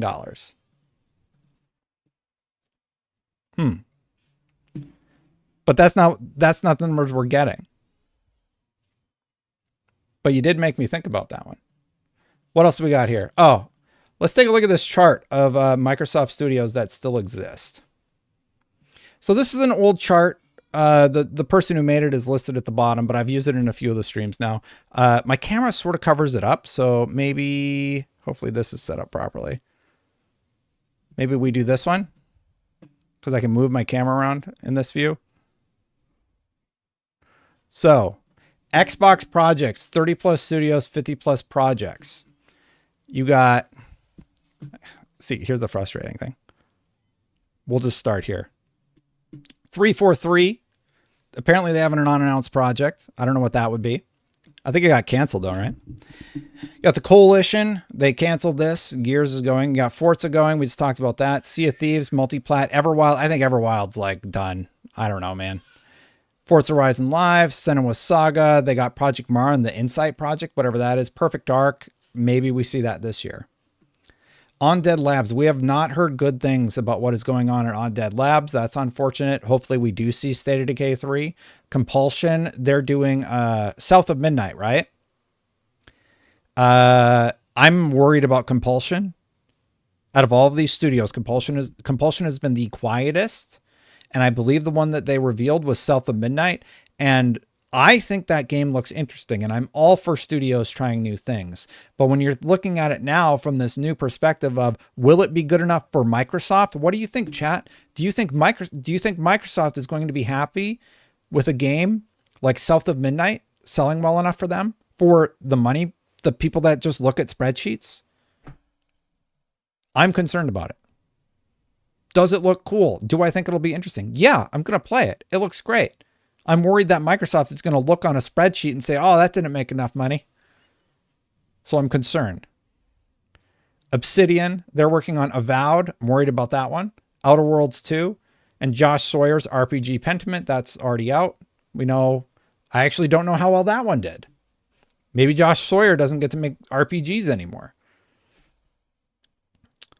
I got blocked by a whole lot of people, by the way, when I made that Baldur's Gate video. So I don't know what Josh Sawyer has been talking about lately. In Exile, Project Cobalt, and an UE5 project. This might have been updated. I feel like In Exile announced Clockwork Revolution, right? Another one, new IP, seems interesting. Reminds me of BioShock like it did everybody else. I'm a little concerned about that being successful enough for Microsoft. Double Fine, we just saw the documentary earlier in the stream. Worried about whatever's going to happen there. World's Edge. It's just, here's the thing about my reaction to all this. It just feels like all bets are off. Everything that we knew and that we have been told with those studio closures, it just feels like it was all a lie. So I don't trust anything anymore. Like when they come out on stage in June, I don't know how anybody is going to trust what they say. You got World's Edge, Age of Empires, Mojang's fine. And then the Xbox studios, the rumors after the Matt Booty internal email was leaked is that people are concerned about the internal studios, right? So we got Asobo, Flight Simulator. I think they're good. That game's very popular within the zeitgeist, for lack of a better term. As Dusk Falls, oh God. There's no way this was a success, right? I actually played through this whole game. And Microsoft has all the metrics about how many people played it, how many people converted to a sale, how many people played on Xbox. Yeah. Avalanche, Contraband. I think it's interesting. Worried about that one. IOI, they're publishing this one, the Project Dragon. I can't remember what it's called, but that's been revealed. Oxide. I don't think have we seen the Oxide stuff? Project Dragon was revealed to be like a fantasy game from IOI that Microsoft is publishing. Sony lays off people and treats consumers like crap. Xbox is closest studios and Nintendo's keeps to themselves. The what do we do as a consumer? Stop buying. I mean, that's a really good super chat, right? He says, what do we do as a consumer? I mean, if you want to support smaller startup studios, go buy Big Head Mode's new game Animal Well. Spend the $20 on these. Go buy, like, Helldivers is sort of in heck right now, but Pal World is another good example. Like, just buy those games. Like, that's all you can really do. Don't buy microtransactions. I don't know. Double Fine. DF is Double Fine. Yeah, buy games. Subscribe to Game Pass. Like, if you believe in Game Pass, subscribing to it. Yeah, IOI is concerning. Some of these are published, though, so I don't know how much Microsoft could influence the publishing. GoldenEye Remastered. Isn't that out? This must be super old. Did journalists talk about Embracer? Yeah, they did. Everybody talked about Embracer. Everybody talked about the Sony layoffs. The Sony layoffs were brutal. They also talked about the hack that Insomniac had earlier this year. Let's go to the Bethesda, though. So publishing, whatever. Like, that's less risky, right? Tango's gone. Arcane is gone. Arcane Austin is gone anyway. Roundhouse is gone. So really it's everything on the left. And Arcane sort of, right? Big Mode, my bad, Chris. You know what I meant, though. Animal Well. It's the first game from Donkey's studio. Donkey's publishing house. Machine Game, Indiana Jones. I think it'll be fine. And probably Wolfenstein 3. We got id doing something. It's Doom. ZeniMax, they have a live service game in the works. We've talked about it. It's Project Kestrel. I've talked about that on the channel. And then for Bethesda, we have the next Elder Scrolls coming down the line. So, like, kind of hard to mess up the next Elder Scrolls. But half of this chart is gone now. Bethesda is half of this. So just cover up. Here, can I do a color square? Let me see here.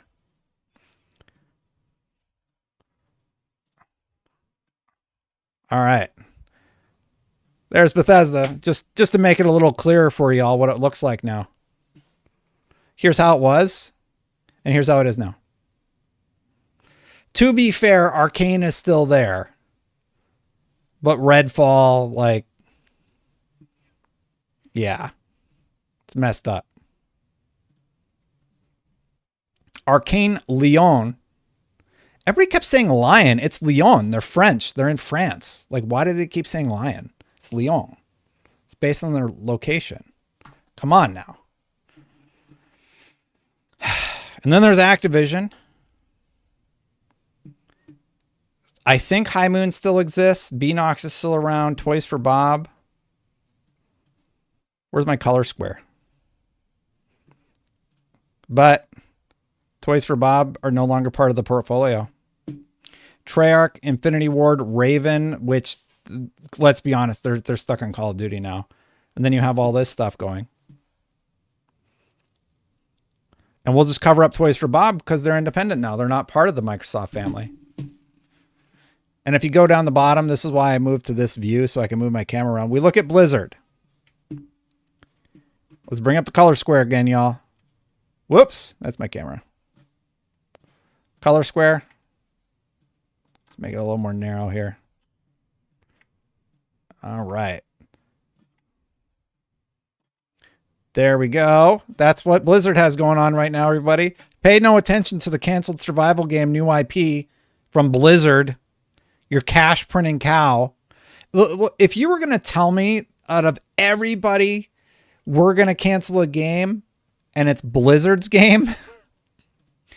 The original Overwatch, when it was announced, is like, it was huge.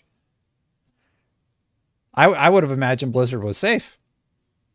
But nope. So they have an unannounced project. I don't know the status of that. And then they have the survival game, which is gone. Filleroni says one vampire-based game, another vampire-based game, Blade. I worry with the overhead that Disney will take, and it's no Spider-Man popularity-wise. Yeah, with indie. By the way, this was made by Souls Ninja and Crusader 3456, and it's old. I saw it on Luke's stream, and I reached out to him. I was like, hey, where'd you get that graphic? I want to use it for the show. And yeah, I wonder if World of Warcraft would ever make it to console. It should. If Final Fantasy 14 can figure out controller things, and let's be honest, most of the players are going to fall off or convert to PC players if you end up in the end game. But I mean, Final Fantasy 14 works on controller. Judson says some people won't buy Xbox games because they are working with, I don't think that's true, Judson. Like, a lot of people talk about the whole woke thing. At the end of the day, people don't notice. Like, I know there's a lot of people online and a lot of hubbub about all of that. If the gameplay is phenomenal, people are going to play it. They don't actually care about that stuff. And that's why, like, I don't like that kind of talk in the chat, because there was a whole hubbub about all of that. And now that's just like a thing I see in every chat, but it's just like, yeah, people are going to play that. People will still play. If it's a good game, they're going to play it. They don't care. What else do we got here? So we did the chart. Let's read the statement from Matt Booty to staff, and then we can react to that. Kiri says, Toys for Bob were allowed to leave and keep their name. Why do you think they closed the studios, didn't get the same offer? I have no idea. Yeah, and Hogwarts Legacy was phenomenal. Yeah, look at the inverse. Hogwarts Legacy had a lot of controversy surrounding it because of who's the author of the books. Well, you know the statement I'm saying. Dishonored 3, The Evil Within 3, Purple Face Crying. They still own those IPs. Anyway, here's what Matt Booty said to staff. This is from this website, IGN.com. Don't know if you've heard of them, but they've had some pretty good reports lately. J.K. Rowling, yeah. So there was all the controversy about Hogwarts Legacy. It is literally the biggest thing they've ever made.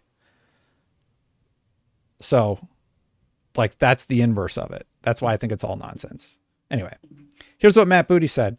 Today, I'm sharing changes we are making to our Bethesda and ZeniMax teams. These changes are grounded in prioritizing high-impact titles and further investing in Bethesda's portfolio of blockbuster games and beloved worlds, which you have nurtured over many decades. But not you, Hi-Fi, not you, Arcane, not you. To double down on these franchises and invest to build new ones requires us to look across the business to identify the opportunities that are best positioned for success. At the end of the day, I hate to say this, but Matt Booty and his statement is basically, we're betting bigger on Doom and Fallout and all of these other properties, and that means we have to close all these studios. And it doesn't make the news any better, but I mean, maybe we get Fallout faster. Like, I don't know. I'm trying to look at it from a positive lens, but like, that's what the business people are doing. Just saying says, just want to say I enjoy your channel. Well, thank you so much. Yeah, they're playing it safe. And I said that when the initial closures happened, we're going to see studios start playing it safe. I hope that we're not going to see like Sony have another round of layoffs. And we saw how Matt Booty acted in the video earlier in the stream with Double Fine. It was just like brutal. Yeah, see, Harsh, that's just ridiculous. That's not true. I'm just going to say it for the last time. A game being woke doesn't matter. If it's a good game, people are going to play it. That's what matters at the end of the day.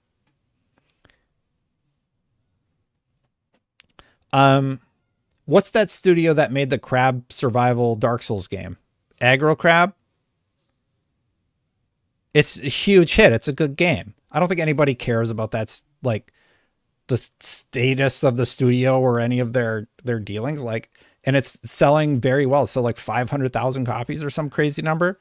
So just stop it. Like it's not true. Yeah. Anyway.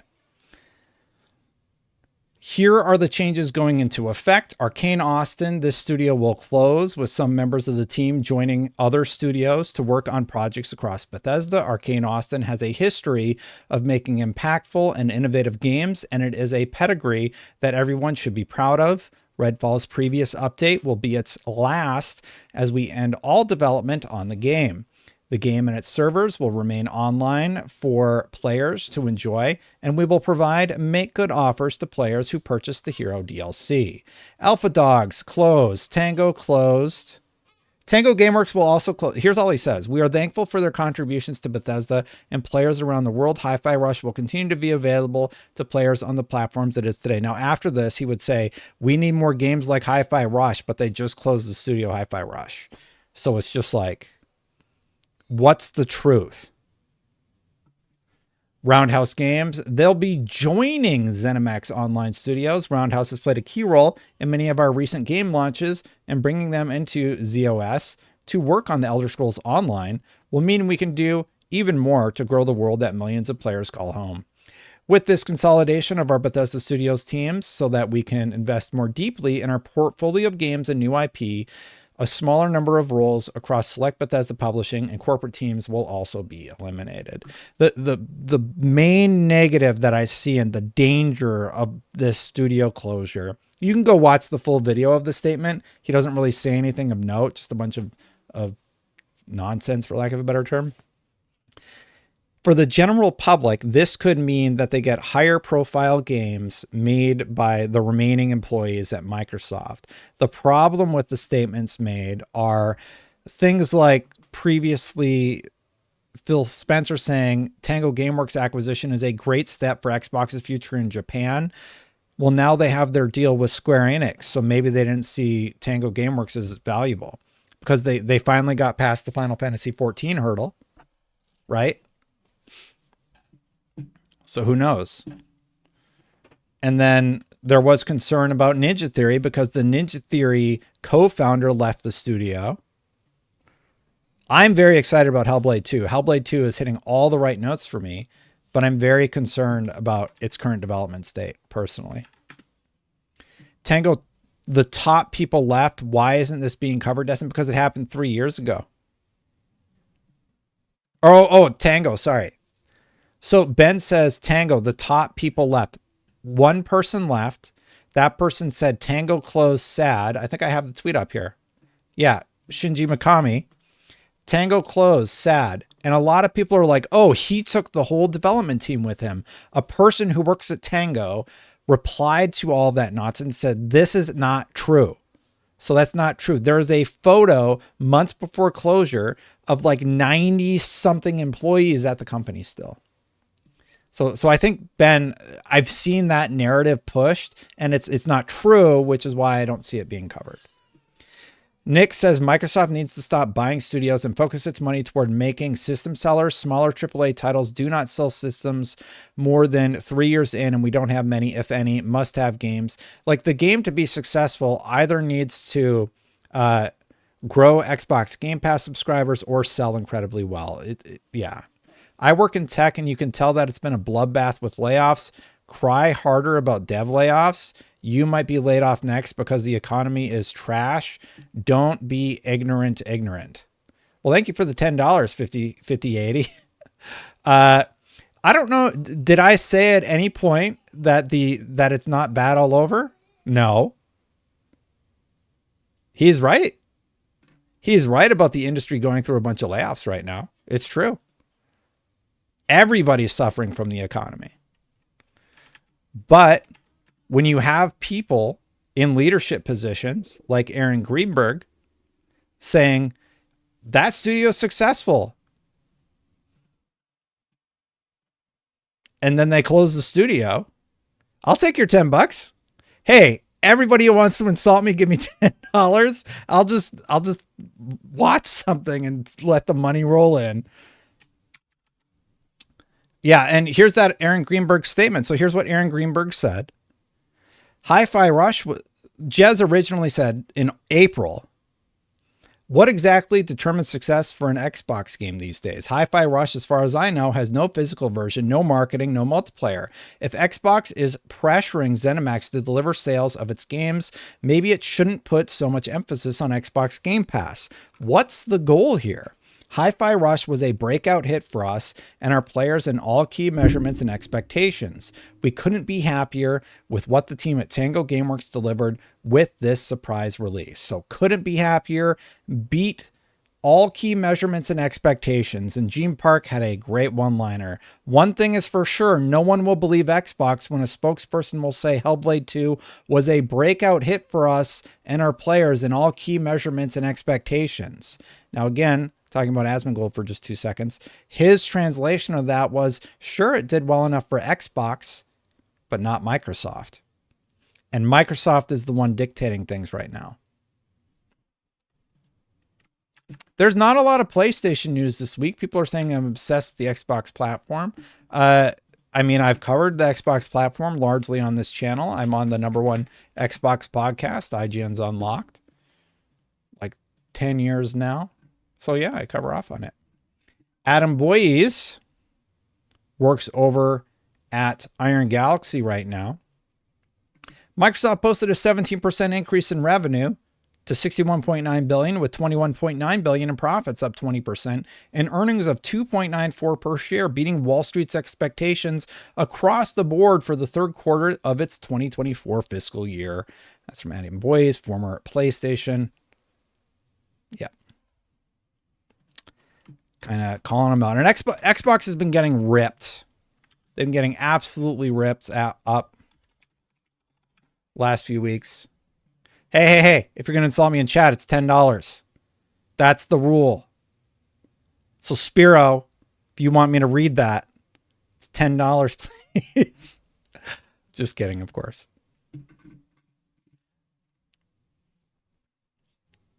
Yes, it's my fault that the FTC was so inept at getting this blocked that it went through.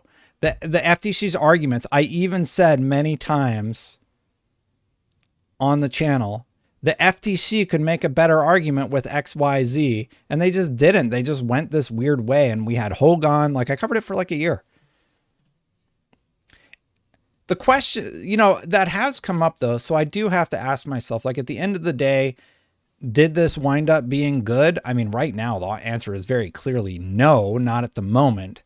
But I hate to say it, but we're going to have to wait and see 5 years from now and see what happens. But it's brutal right now. It's just absolutely brutal right now to watch. Here's the question. Where are the games on Game Pass? Where are all of the things that we were told would happen? And like the trust within the community, because Phil Spencer was talking about letting more people be creative. It's absolutely crazy. Here's another Hi-Fi Rush reaction. We need smaller games that give us prestige and awards, says Matt Booty, head of Xbox Game Studios, in a Microsoft town hall today. That's via The Verge. And John Jonas, creative director at Tango Gameworks, reacted with this. And earlier in the show, we showed all the awards on the shelf, and it just said, not enough. It's just absolutely nuts. Yeah, let's go to the follow-up over on The Verge, because I still have my highlights from when I did that story. Matt Booty, head of Xbox Game Studios, held a town hall to discuss the division's future goals. We need smaller games that give us prestige and awards, Booty told employees, according to internal remarks shared with The Verge. For some listeners on the call, it was a surprising goal. Microsoft had just shut down the Japanese, developer Tango Gameworks, which was coming off the small, prestigious hit title Hi-Fi Rush. Yep. What's worth covering, Filaroni? What did I miss?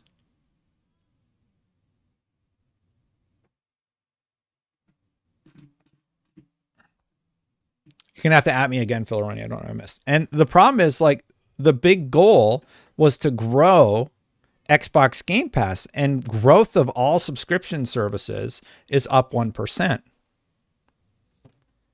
And it still stalled. March 2024 non-mobile video game subscription spending was only up 1% versus the April 2023 figures. So people just aren't subscribing right now. If anything, people are subscribing less. 5280 says he donated another $5. Thank you. Wasn't insulting you. Just tired of people crying about dev layoffs in general. All industries about to implode. And then something about voting, which I don't do politics on the channel. I do my best to avoid it completely because I just don't like to do that. I hear you, man. It's bad right now. I'll just say that. Absolutely. But when you're looking at subscription growth of like 1% and your goal is 110 million, and what did those FTC documents say?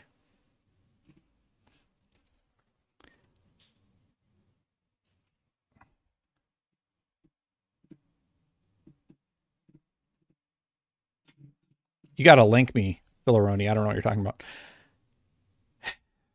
Yeah, so the goal was like 110 million. The FTC document said like we'll exit gaming. Let me look that up actually.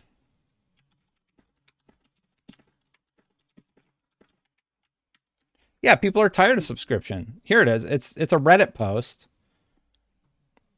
Phil Spencer said Microsoft may exit gaming business if Game Pass growth doesn't increase enough by 2027. Well, it's 2024.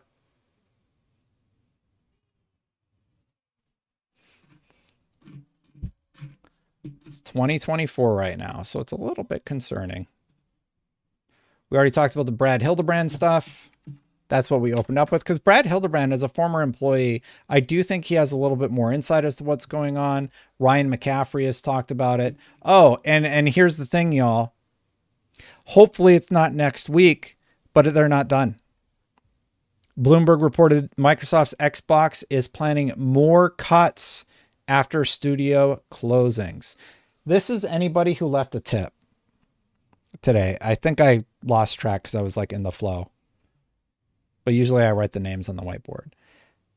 Bloomberg, Jason Schreier, very good track record, saying that they're not done. There's going to be more. And I don't think it's just Xbox. I do think it will be more across the industry. We've seen losses at Roblox. And I know y'all don't care about Roblox, but like they're bigger than Fortnite. They're like bigger than GTA 5, right? We're seeing losses just everywhere right now. And there was this surge with COVID. Everybody thought it would be La La Land for the rest of all time. And then, it wasn't anymore. I do still play Destiny, to those asking in chat. I think we're nearing the end of covering everything that I wanted to cover today. But we did not watch and react to the Bloomberg thing yet. And with the studio closures, this clip also went viral where Xbox said, oh, we're going to learn from our mistakes. We're going to learn from our mistakes. Here's what Clobril posted. This is from the Xbox On documentary.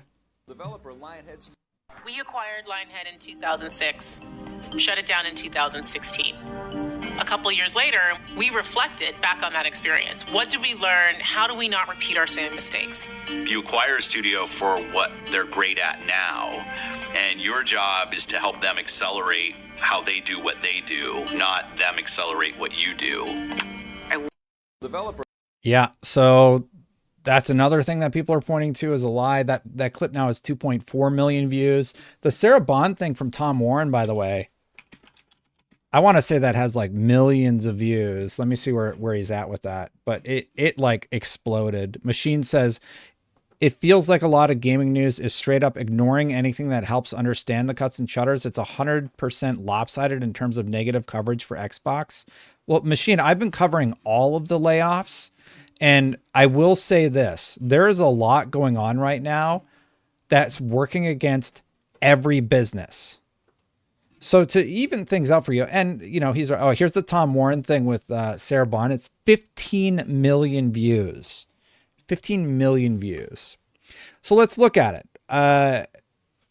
There's the inflation is out of control. The feds haven't dropped the interest rate, I believe is the terminology. And I'm no business expert, so just off the top of my head, some of this stuff. The dollar is worth less. The Japanese yen is worth like half what it used to be worth. Things aren't going great right now. We're in a recession, even though the US refuses to admit we're in a recession.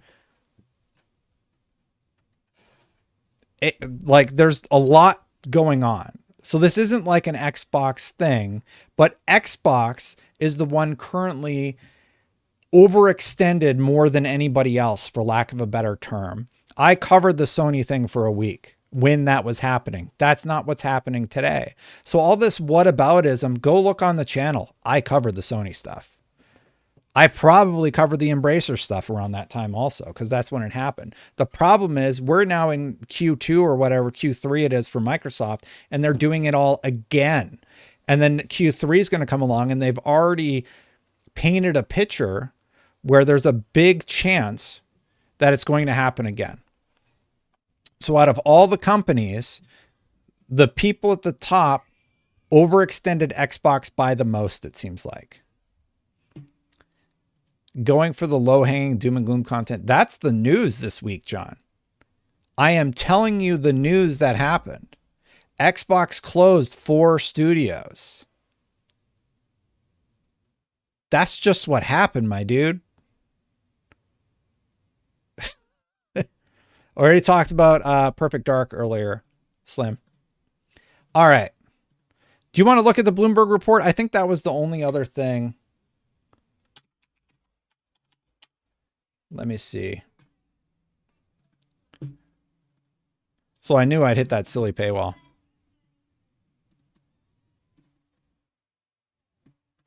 Speaking about the closures more broadly, Booty said that the company's studios had been spread too thin like peanut butter on bread, and that leaders across the division had felt understaffed. They decided to close these studios to free up resources elsewhere, he said. Booty added that the shutdown of subsidiary Arcane Austin, the longtime developer of games such as Prey, was not connected to the performance of its new multiplayer game Redfall, a critical and commercial flop. That's just a straight up lie. If Redfall was astronomically successful, of course they'd still be around. Machine says, I completely get it. I respect and appreciate your insights. I was more speaking generally across the board with peace and love. I hear you, Machine. No worries at all. If you want to know how Destin feels about all this, I sort of talked about it. I use my Twitter, and I'm very reactionary on my Twitter, right? I'm very reactionary about what I'm reading and what I'm discovering. I get a lot of criticism for that, but just like you, I'm reacting in the moment, and often I will post that. I don't like filter my thoughts. What's the saying? Wearing your heart on your sleeve. I'm being honest about that, about how I feel, about how I'm reacting to the news in the moment. And then in a week, we all move on, right? Is your icon an R-Wing? I love Star Fox. It is inspired by the R-Wing. I told the designers at the time, I'm like, hey, I kind of like the R-Wing. I like all these spaceships. Can you do something cool? And that's what they came with. Yeah, I'm just being Destin. And a lot of people are like, oh, you're purposefully doing all this stuff to garner blah, blah, blah, blah, blah. You know, you're doing it on purpose. And it's just like, no, I'm just being me. I've always been like this, and I always will be. There was a time I said some dumb shit about Death Stranding, and I deleted it, and I just never deleted a tweet after that again. Because everyone's like, we got him. I criticized Death Stranding, saying like a lot of people thought of it as like a walking simulator, and it was a little bit controversial, which I do think was true. And for some stupid reason, I deleted it. But it won a bunch of awards and stuff. And I played it after that because I'm like, foot's in my mouth. They're right. I'm going to play it for myself. And I really like Death Stranding. I think it's a great game. I really like Kojima though. Do you think Xbox should do a tier system for Game Pass? Tier 1 will be the same price, $15, small indie game. Tier 2, $25. I think that's what they're going to do. I think they're going to do a tier system going forward. Absolutely. I think we were about to topple over is what she said. So, before its closure, Arcane had been looking to return to its roots by pitching a new single-player immersive sim game, such as a new entry in the Dishonored series, according to the people familiar with the situation. To put more focus on fewer projects, it's hard to support 9 studios all across the world with a lean central team with an ever-growing plate of things to do, she said, according to audio of the meeting reviewed by Bloomberg. I'm reading off a PDF, so I didn't want to bring it up because it doesn't look as nice. I'll just read it to y'all. But it's Bloomberg. It's from the story that I cited. I think we were about to topple over. And then he continues on saying that a lot of people are concerned that they're going to go after Xbox next, like the the Xbox brass next, and we talked about the Matt Booty stuff. The one last piece of content I had was this Bloomberg article. So I think what I'm going to do is, this was probably the most controversial, biggest disaster of an interview we have seen in a long time. So this is going to be my reacts for the day, and then I think we're gonna call it after that. But if you haven't seen it yet, this is not good. This Sarah Bond was sent out to the wolves for this one, and let's see what happens. I mean, John. Oh, I don't know what you're talking about. I thought you were asking how happy I am. I'm fine. All right, here we go. Please welcome to the stage Sarah Bond. Sorry.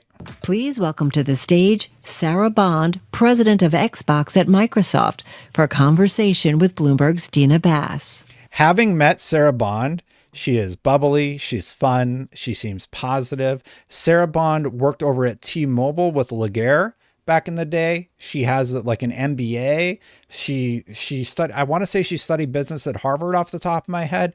She knows her stuff. Lewis says, should Xbox change direction and leadership? I don't know. Something has to change. Something is not working at a fundamental level. I do still think that they are one of the most pro-consumer companies because of the deals that they offer, but here's my concern. I think that this is going to leave such a negative sentiment that it's going to be very hard for Xbox ever to regain brand trust with the industry. Let's continue on. Good song. If I get flagged for this interview, I'm going to be so mad. Like, if that song is copywritten.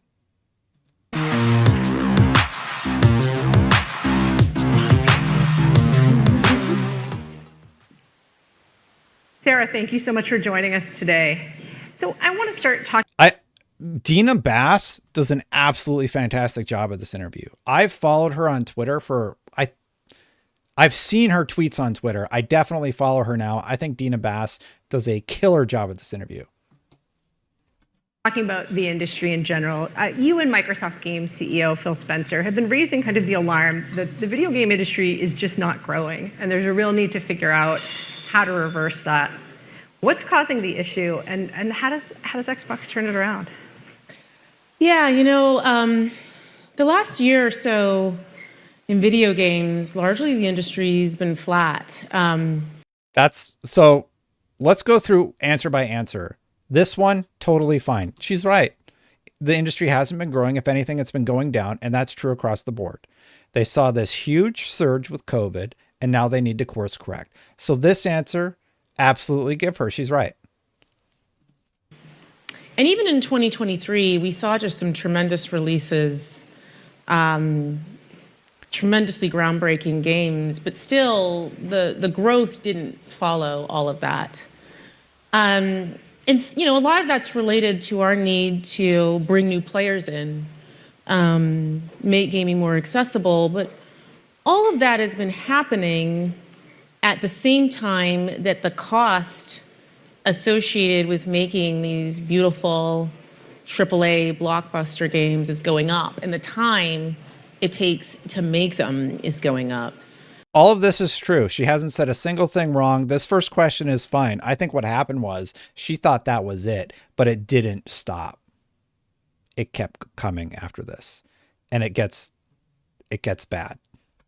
And so much of our focus as Xbox is about how we do things to help the industry all up, while also ensuring that our brand, everything that we do is there through this moment of transition. Moment of transition. Now, that's what Stephen Totillo highlighted, and I think she's absolutely right. The industry, and more importantly, Xbox, is going through a moment of transition. And if you read between the lines, that's a little bit concerning. The previous video I made, it seems to be blowing up. It's just one quote from Ryan's article and my reaction to it. It's no longer Xbox, it's Microsoft Gaming. But Microsoft Gaming was the exact quote. The point being, though, that sends a message to people that the people that we've looked to aren't trusted anymore. It is PR speech, absolutely. She's the president, by the way. A lot of people were like, oh, Sarah Bond shouldn't have had to answer these questions. She's the president of Xbox. Her title is about business strategy. She should have been prepared to answer all the questions. Anyway. Uh-oh. Transition. What are you doing? I think I broke my OBS. Don't hit that subscribe button. Hit that bell. I broke something. All right. I'm just going to do it. There, I fixed it. I don't know. It just wouldn't transition to the scene. Anyway.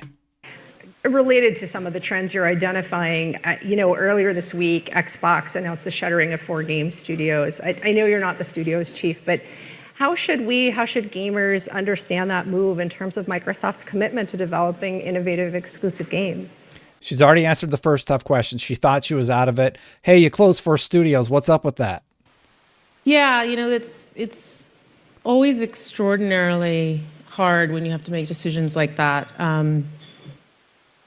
I'll go back to what I was saying about the industry. And when we looked at those fundamental trends, we feel a deep responsibility. I think she's getting emotional with this response. I don't think she's happy. I don't think she's happy about the closures. My read on this whole interview is this was above their pay grade. And then Sarah was PR trained an hour before this went out. And then, yeah, but she seems genuinely upset at this point. To ensure that the games we make, the devices we build, the services that we offer are there through moments, even when the industry isn't growing. And when you're through. Did you hear what she said? Did you catch that? We have to be growing even when the industry is tanking. And if we're not, we got to fire people. It sucks. Double says clearly it wasn't a decision she agreed with. It doesn't seem that way to me. She seems upset. Now, I don't know if that's anger. I don't know, Sarah, or if she's just like, but she's in a terrible position here. Through a time of transition. And time of transition. Second time she's mentioned time of transition. The news we announced earlier this week is an outcome of that. And our commitment to make sure that the business is healthy for the long term.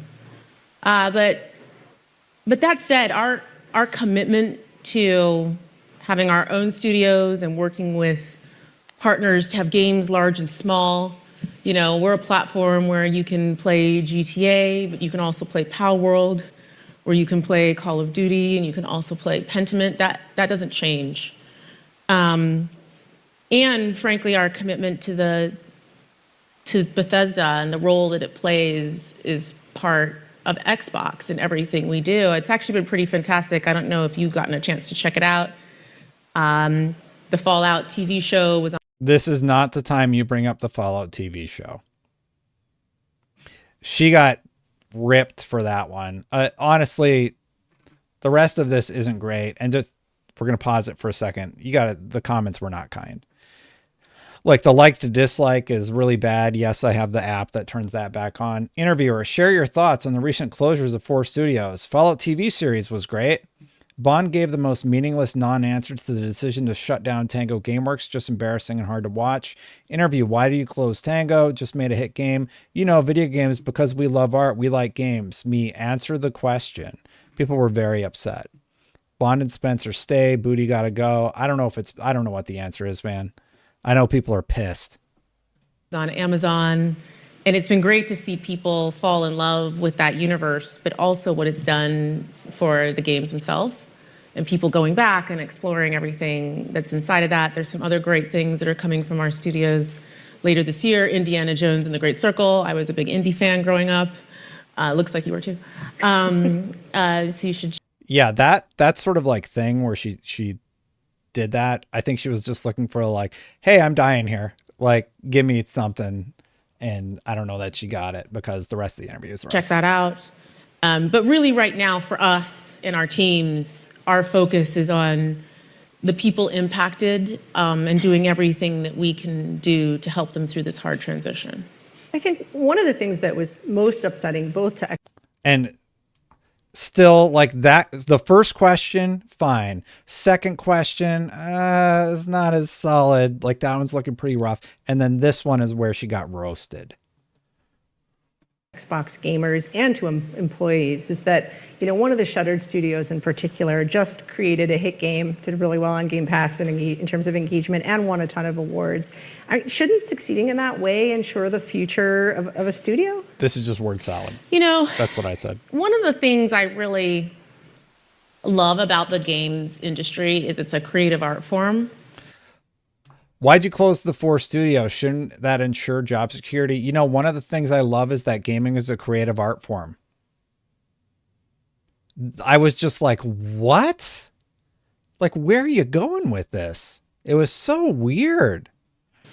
And it means that the situation and what success is for each game and studio is also really unique. Like, there's no one size fits all to it for us. And Aaron Greenberg, the problem with the reply was they said it was a success. Aaron Greenberg did. We talked about it earlier in the stream publicly. He said it beat all of our metrics. And she's out here, well, it's not really one size fits all. Well,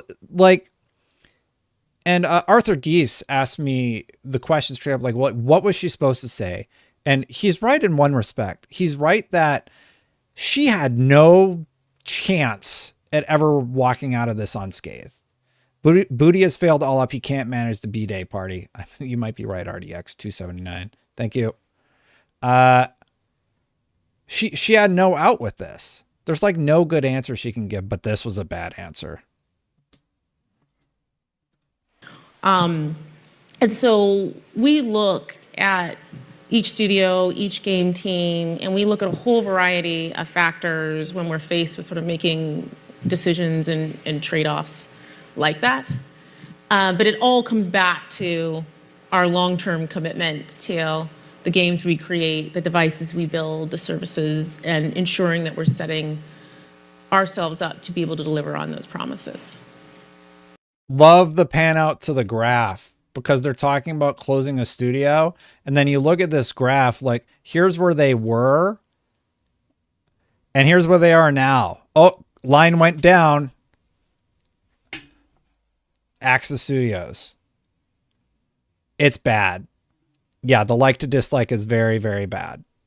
But like, this is where they were. This is where they are. You would think this would be enough to keep the studios in control. And a lot of that's attributed to Activision. Like, look how much Activision made line go up. A lot. To be able to deliver on those promises. So let me translate for you because like I said, watch Asmongold. He watched this and I didn't understand what the hell this answer meant. I was like, that sounded like word salad to me. I don't get it. She's in business words saying, look, Hi-Fi Rush didn't do well enough for Microsoft. Might have done well enough for Xbox. That's not good enough for Microsoft anymore. We just spent $70 billion. Line has to go up more. Redfall, brand damaging release. Like, we can't invest any more money in that. I don't know that the answer was very unprofessional. I would say it was unprepared. And the job of the people who prepare her for these questions, which probably were talked about ahead of the interview, was not adequate. Somebody asked me in chat, do you think that the questions were agreed with ahead of time? No, I don't. I think Microsoft lets you ask whatever. And I don't think she was ready. And I think she should have been.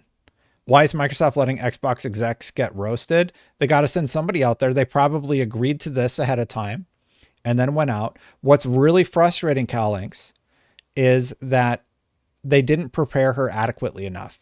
And I think that's what's more frustrating than anything.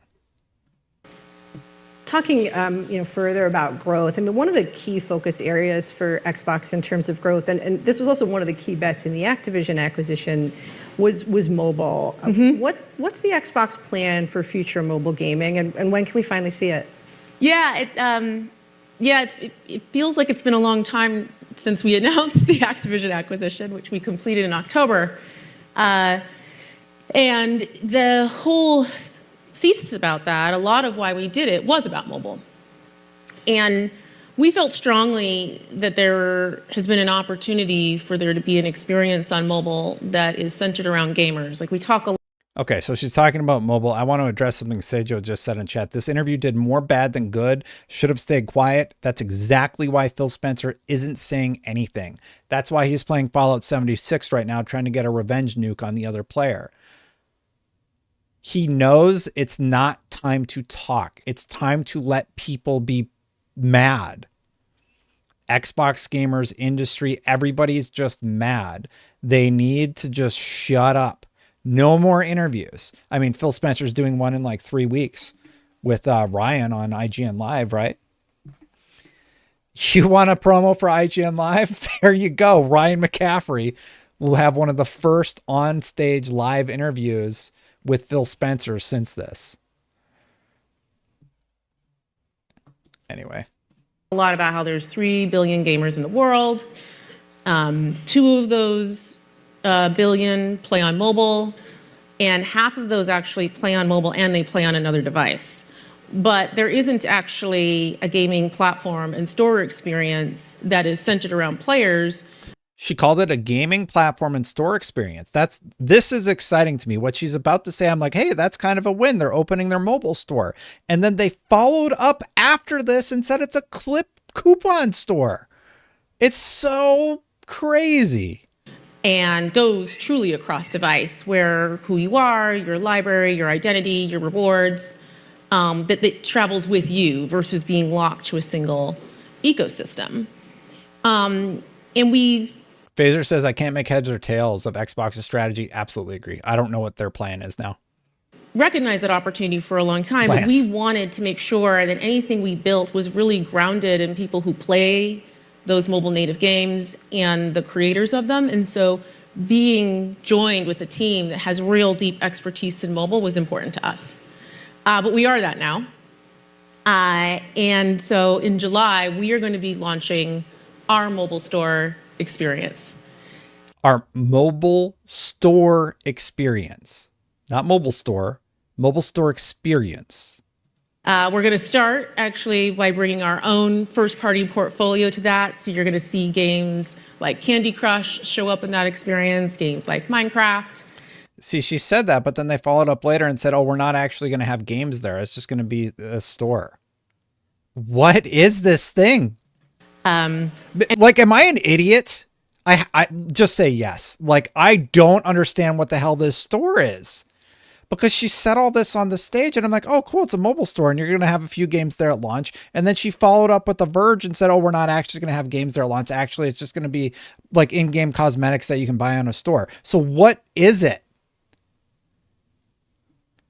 This was her win. You can see it in her eyes. She's like, oh, this is what they sent me out with to be like my win with all the crappy news. And then like it's squandered immediately after. And Xbox keeps doing that. And then we're going to extend that capability to partners so that they can also take advantage of it and have a true cross-platform gaming-centric mobile experience. We're going to start on the web. And we're doing that because that really allows us to have it be an experience that's accessible across all devices, all countries, no matter what, independent of the policies of, closed ecosystem stores. A lot of people are like, why would they start with a web browser? The reason so that they can get past any sort of like legal hurdles that they might encounter, because anybody has access to the web. It's going to allow them to be available in more areas as they figure out what works for each location. I still don't understand what it is. Bet says they're competing against Apple Store and Google Play Store. Yeah, I know. And I would like to see Microsoft launch a store, but if this is their big reveal for it, they made it sound like one of those websites that has just a bunch of coupons on it for like deals on in-game cosmetics is what it like boiled down to. I know she said Minecraft and Candy Crush, but they followed up with statements after The Verge. I can bring them back up if you'd like. And I don't understand what it is anymore. And then we're going to extend from there. So I'm excited about it just because it's something that we've wanted to do for a long time. Buy We've heard high-end gamers PC, talking never about look it for back. a long Yeah. time, and we're now at the point where we can take those steps. What are those steps? Okay. I got to bring it up because I feel like I'm going to go crazy. I have the tweet here with the follow-up they gave The Verge. Here it is. And I tweeted this. I got a little bit roasted for it. Although Bond alluded to games in an actual store in her statement during her interview at the Bloomberg Tech Summit, a statement provided to The Verge paints a slightly different picture. This year, we will debut our first mobile offering where mobile players can find deals on their favorite in-game items and discover new games. I don't discover new games. Like you buy the games on the web store and then you can play them on your device. Starting on the web. So you can't play them on the web. You got to play them on the device so players can access it anywhere. This web-based store is the first step in our journey to building a trusted app store with its roots in gaming. It feels like it's weird. Like, I'm sorry. I've talked about it enough. I don't get what it is. I need to see what it is, and then I'll react to it later. Sounds like, how is it different than xbox.com/play? I don't understand what it is. And like, I'm not mad. I don't understand what it is. And so in July when it launches, we at that point at the beginning see Candy Crush and Minecraft in it, or how soon, or? You'll see things roll out over time. She actually answered it on the stage. She said at the beginning, are we going to see Minecraft and Candy Crush? She said, oh, you're going to see things roll out over time. So no, you're not. Mighty says, if Microsoft was to ever fully implement AI tools and reduce the workforce in gaming development to reduce cost and time, what would it look like? That's a big one to ask Mighty, but I do think that AI could, well, EA had the big news today that they're really going to go aggressive with AI. So it does seem like that could be a big positive. Do you know how soon partners will be able to use it as well? You know, our goal is to get partners using it shortly after launch. We really want to make sure we start and we scale using our own IP first. That allows us to make sure that the experience that we bring partners into really builds on all the quality and learning that we have as a team. Why is she so happy? Say, Joe, man, she's not happy, dude. Like, no. Another big discussion point in the Activision acquisition was cloud gaming and how big that market really was. When will we really see it gain traction? Is it gaining users finally in any particular regions and scenarios? How is it doing? The next few questions are actually W. She talks about cloud gaming's growth. It's positive. And she talks about Game Pass, which she promises, again, everything they say from now on, I'm going to take with a grain of salt. But she does say that all up and like all these games, yeah, you can't just sit there being angry or scowling or sad. You got to like put the smile on. What do people use it for? Yeah. So, you know, cloud gaming, for those that don't know, I don't know if everyone here in the audience is familiar with it, is just the ability to play a game natively from the cloud. So you don't need to actually have a piece of hardware in your home, and you can experience something that's AAA Xbox gaming on any device, regardless of the local compute that you have. And we have been investing in that for some time because we really believe that opening up sort of these beautiful immersive experiences to more gamers is important for industry growth, for developers, and we know people want to play those experiences. And we're seeing tremendous growth there. We have more demand than supply. Tremendous growth, more demand. Right now, if you sign on xbox.com/play, it takes a while to get in that area. And you'll see us rolling out more capacity, introducing more options for people to jump in and play on the cloud. And is it growing faster than the overall market? We were talking about the market itself is down. Where is cloud gaming? It is growing faster than the overall market, really bringing in new players and growth for us. So it's an area where we're investing more and we're excited about. That's great. I'm glad they're investing more in it. Let's go to xbox.com/play and see what happens. All right, so if you don't know, xbox.com/play is, oh, I turned off my filters. So here, we'll do it on this one. is a website you can go to and you can play games. So let's launch Starfield. Jump right back in. Yeah, whatever. Let's just see how long it takes to launch. All right, so this is the experience for cloud gaming right now. I have a very fast connection, as you might know. I'm streaming it right now, and they do say they are investing in this.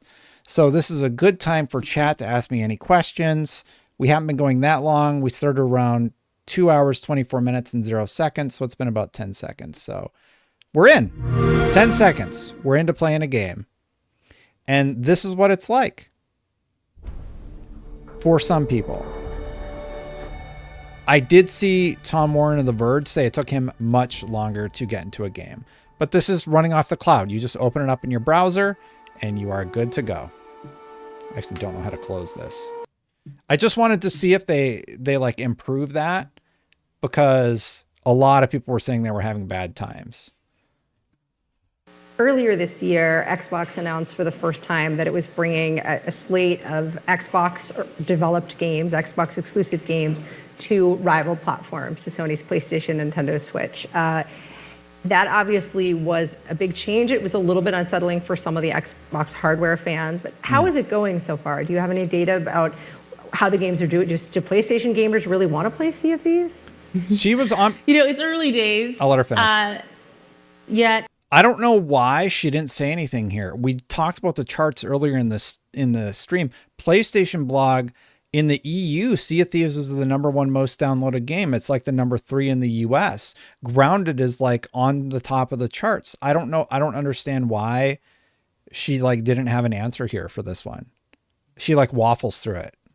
So I don't have specific data to share, but we are really encouraged by the reception. We're encouraged of our games. It's and one thing #1. that I think it's important to note is, as Xbox, we've been putting games on other platforms for a long time. Minecraft is available pretty much universally. The teams at Bethesda have had games on other platforms. The teams at Activision Blizzard have games on other platforms. And so it's a decision we just make on a game-by-game basis as we move forward and continue to execute on our strategy. I don't know why she wasn't prepared for that question, but her response and her voice is getting a little quivery now, which is why I'm just like, it was hard to watch the first time. I'm like, she seems so uncomfortable, and yeah. Where's Phil? I don't know why Bond was slated to do this. Maybe that was a strategy on Xbox's part, was to have her do it to give Phil more time, and she agreed. I don't know. I have no idea why she's out there and not anybody else. It was probably pre-planned, and she didn't want to waffle out of it. Just like Phil doesn't waffle out of the hard ones.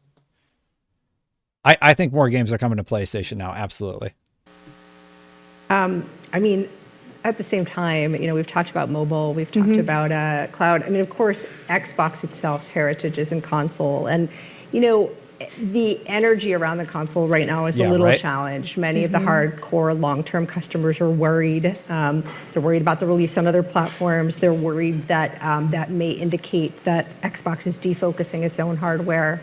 What do you say to them? How do you make them feel like Xbox is still for them? Yeah, first, the worry that I see is happening across the industry, and I think is a lot of what we're seeing, just industry all up. But specific to core gamers, my focus has really been on engineering and building that next generation hardware experience that really, really taps in to their needs. I talked about this a little bit publicly a few months ago. I talked about how, our focus is on delivering the biggest leap ever. And that's about really thinking through every aspect of what that hardware and what that experience delivers with the core gamer in mind. So she hasn't said anything. I think, okay, just thinking about it now, I think she wants to get the heck off this stage. She knows this has like a 15-minute TRT runtime. So she has like fill 15 minutes. So the first part of all of her replies are just filler. And then she actually says something about the most powerful hardware, which is nice. But like, she was set up for an easy win. Doesn't make sense. And that is about power and performance. That's absolutely part of it. Power and performance. But it's also about the ability to be able to play all of the games. I mean, we have people who've been playing on Xbox for decades, have invested thousands and thousands of dollars and hours with us, and to be able to take all of those games with them into the hardware of the future. You know what? I have a little bit of a hot take here. I know that there's those of us out there that are like, oh, I want to have all my old games. I need to have all my old games. What will I do without backwards compatibility? But does it really matter at the end of the day? Did it seem to have hurt PlayStation? No, it didn't. They made that call not to do backwards compatibility support. Do I love that Xbox is doing this? Yes, absolutely. But at the end of the day, we knew that there were metrics from leadership at Xbox that basically said people don't play the old games. Like the amount of people that care about that is a small percentage. It's not as big as it matters. It matters to us. It matters to everybody in chat. I think it's great. But everybody playing on the PlayStation 5, they're all going to buy Metal Gear again. When it comes to the PlayStation 5, Metal Gear Collection Volume 1, right?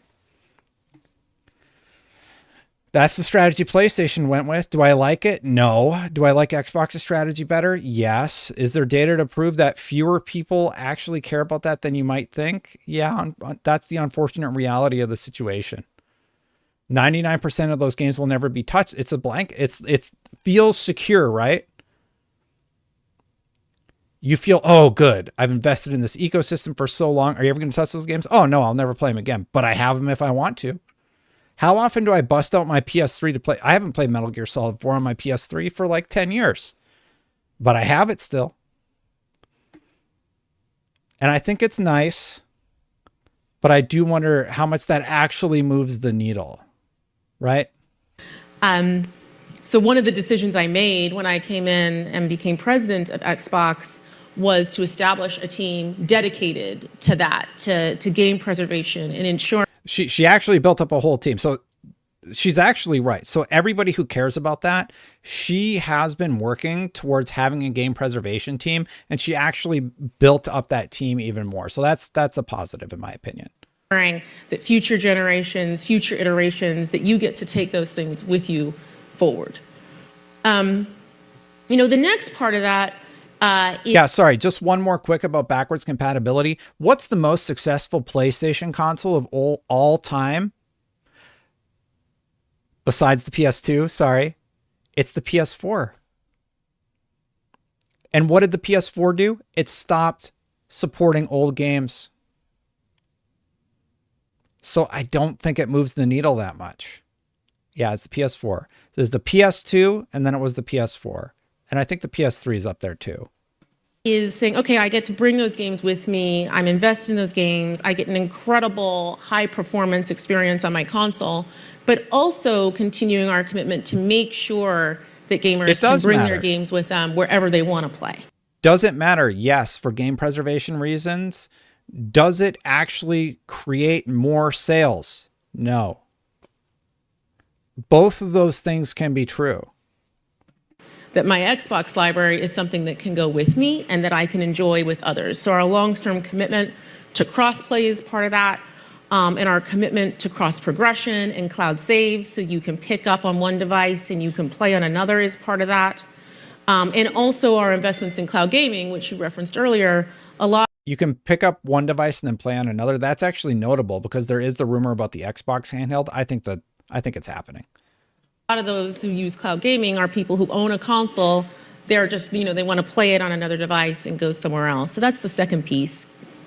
And then the last piece is about Game Pass. We know our core users love Game Pass. Game Pass is a gaming subscription. You get a whole portfolio of games, but importantly, you get every single one of our games that we build day one in Game Pass. Yeah, that's absolutely true. And the big question everybody had is, where are the Activision Blizzard games? That's why people wanted the deal to happen more than anything. It's so it would come to Game Pass. And that's sort of what they promised. And the quality and the breadth of those games has only been going up over time. And you're going to see some more really big games going into Game Pass later this year. She seems upset here to me. Across the whole slate. Across the whole slate. You're going to see some really amazing things.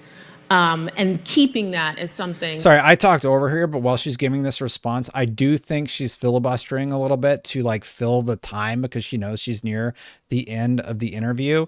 Diablo just came to Game Pass, and my concern is they're going to piecemeal it out. If their announcement this June is get ready for Call of Duty 2 coming to Game Pass or whatever, I just think it's not going to be enough.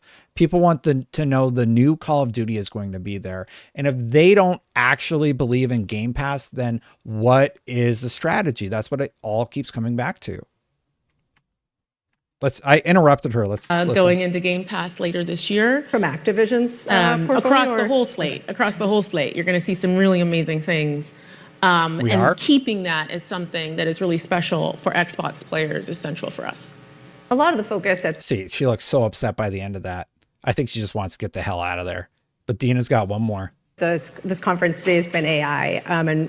But AI for gamers is a little different than we talk about AI for the enterprise or for healthcare. Where do you think AI will be important both to players and to game developers? And how is Microsoft investing against that? Yeah, I'll tell you the real answer. They're going to go hard on AI, and AI is going to sweep the entire industry. Doesn't matter how, I could tell you how I feel about it personally. EA came out and said it. We're going aggressive on AI. Ubisoft has come out and said it. We're going aggressive on AI. Microsoft has said it across the board, basically, that they're trying to figure out how to ethically implement AI and everything like that. It's coming. Like no matter where you fall on the AI fence, they're going to go super aggressive with it. Everybody is, because if they don't, they're going to get run over. I didn't hear all the talks Square also today, but I think we can all confidently say that we are right at the beginning of what AI means for us as a society. Somebody said in chat, AI will tank, and Sarah's talking about what AI means for us as a society. Yeah. So there's that question about artistic creativity or everything. AI will not fail. They're going to figure out how to make the tool do what they want it to do and utilize it in a safe way. We've seen it like making full on games and stuff like that. I don't think it's going to do that, but it's like, write me base copy for like a basic thing. AI has been really helpful. I think I've used AI like, can you find me a recipe that uses these ingredients? And then AI finds a bunch of recipe that utilizes the ingredients that I use. And that small example can be extrapolated into other things. Like, hey, go find me 5 art examples of XYZ. Don't make art for me. Just like, go find me what I need, and they'll just bring it up. So it's going to be utilized. Absolutely. And anybody who doesn't utilize it, I think they're going to be run over. So get prompt engineer on your resumes right now. And for businesses in general, and that's absolutely true. That is a concern, as well. For us, we take our responsibility around AI as Microsoft very seriously and being really, really thoughtful about what we do. That's right, Phil. And as Xbox, there's something really unique about being a gaming company that is part of a major AI company. And so all of our focus within our team is about how we ensure that gaming AI is really crafted in a way that delivers unique and delightful experiences to players, and adds real value for developers.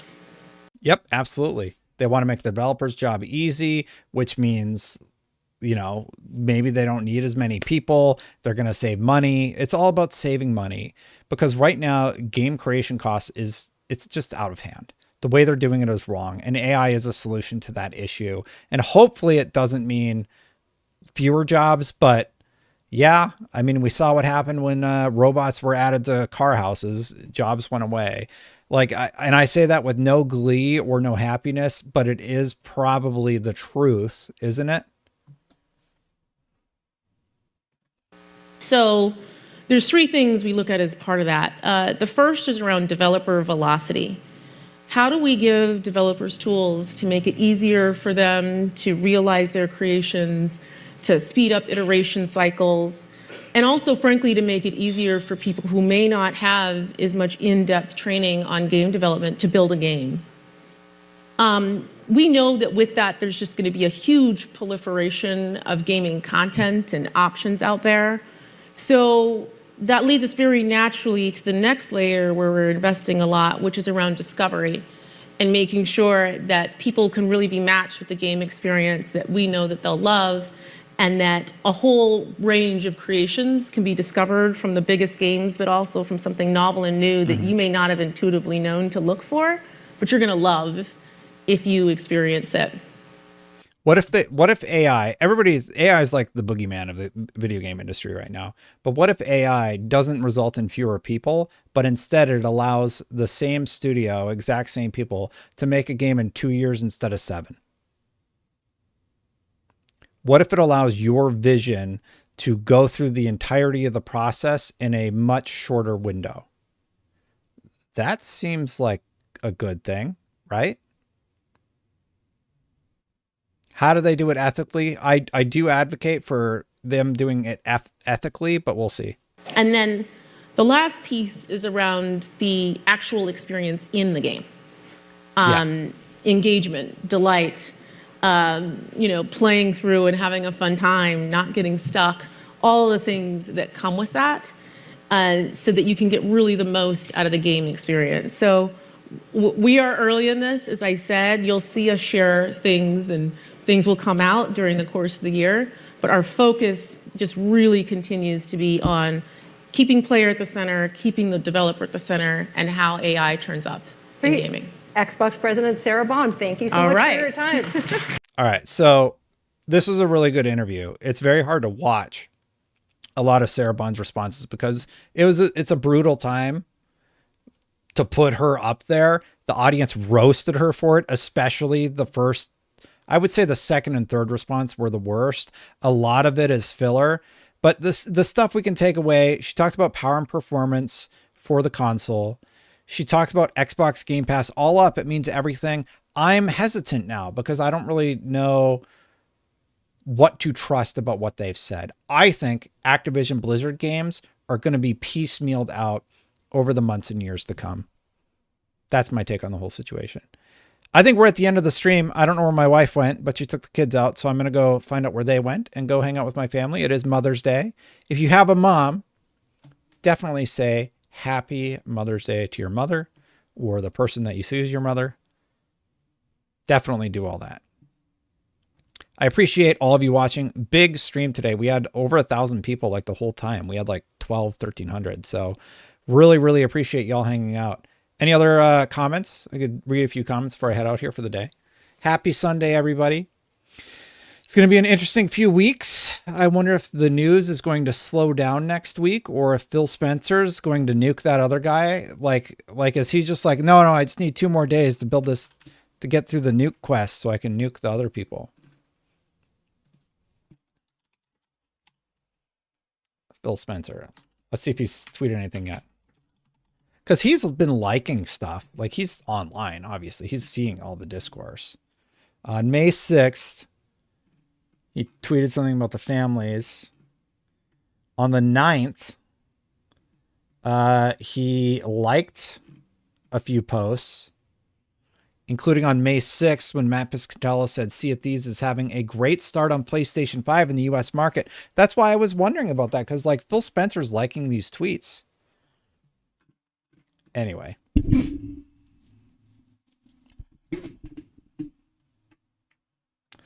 All right, everybody. What do we got for questions here? Are you looking to pick up Final Shape for Destiny 2? I have it pre-ordered. I will be playing. Oh, I cut my arm on the flowers for my wife. That was a mistake. Are you fed up with Xbox's latest news and announcements? I think it's been devastating in terms of player trust this whole year. First, it was the hardware thing, and I'm like, yeah, I get it. Like, you'll sell more copies if you release the games on other platforms. But it was the 1,900 layoffs, and now it was the studio closures. And, like, if they do this every quarter, like, everyone's just going to get fed up with their nonsense. But what really matters at the end of the day is, like, what games are they creating? And what are they offering to the consumer? Because, like, it might end up being, like, people just stop being an Xbox fan, and they just have Game Pass to play whatever games they have. They have a lot to prove at their showcase. Let's say they have like the best showcase ever. like since Starfield came out and people seemed to like it at launch, but then sort of waffled near the end of it. It's just like, do I even get excited about any of this stuff? Can Xbox even really deliver at the end of the day? And I feel like that's where everybody's sort of at with the Xbox brand. Personally, do you think Xbox will have more consoles, or do you think they go full third party? I don't think they go full third party. I think they go through 2030, and by 2030, the whole landscape is going to be so different. I'm an Xbox fan, so I'm pissed. I totally hear you, Will. I get it. I've been an Xbox fan because everything that they've done has been very pro-consumer. And I've said that many, many times. Like, when you think about Xbox Game Pass and the value it offers, when you do think about the backwards compatibility initiative, while I don't think that necessarily moves the needle in terms of sales, I do think it's a great initiative to have. And, you know, Sarah Bond leading that up is absolutely great. I am excited to see Game Pass get more Activision Blizzard games. I think that's very pro-consumer. The free updates to old games on the Xbox Series X, I think that all of that is great. There's like a lot of stuff to like. The problem is with the studio closures, it brought up a lot of old statements that now feel like lies, or at least they feel misleading. And it does feel like Xbox, Team Xbox, isn't in charge anymore, but it's Team Microsoft telling Team Xbox, you're doing XYZ now. Like, you have to. They hired someone to search for purchasing more studios before or during Activision Blizzard. Is there a chance we see a new acquisition this June for Xbox? No. I would guess that that's not happening right now. Money is less valuable than it's ever been right now. So I think acquisitions are kind of done right now, unless it's like a no-brainer. If it's like Square Enix for $1 million, then sure. But the cost benefit analysis would have to just be so obvious. Yeah, the reality is, though, I've talked about how they're pro-consumer, and a lot of people have now seen what has transpired here. And here's what this does. This erodes all trust with the people that make the games with the Xbox brand.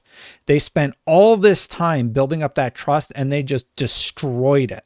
So anybody who was like thinking about going there or partnering with them, they're just like, there's no trust. And I don't know how they get that back. I don't know what happens when Phil goes on a live set next time. Like, I think it's going to be bad for like a while. I think it's going to be bad for the rest of the year. And everybody, yeah, you got to buckle up for more layoffs this year. We thought it was done. Xbox just proved it's not. And that sucks. We're just going to have, like, I knew there would be a reset. I said it when the 1900 layoffs happened. My hope was, oh, okay, well, like, that was brutal, but that was the end of it. Next quarter comes, oh, okay, another 800, 900 layoffs. Oof. Okay, and Sony had the layoffs and Embracer's totally screwed. Ugh, all right. I think it's going to be like that for the rest of the year, unfortunately.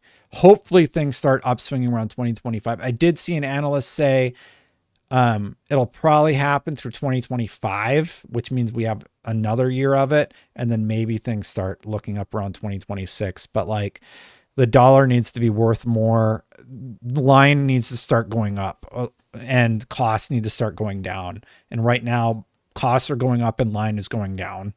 It's terrible, right? I just laugh because the line, it's not really that funny, but it's bad. It's bad. Hey, I'm going to get out of here. Thank you so much for watching, everybody. If you do like this content, don't forget to hit that subscribe button, hit that bell, and hit that like button if you do like my content. Look, for better or for worse, I'm going to be here talking about what is going on with any company related to gaming. So thank you so much for watching. Big thank you to the members. I have updated the membership chart. Going to have to update it again because during my stream today, somebody left a bunch of gifted memberships. Thank you so much, Aries, for doing exactly that. If you would like to become a member, click that join button. It does support the channel.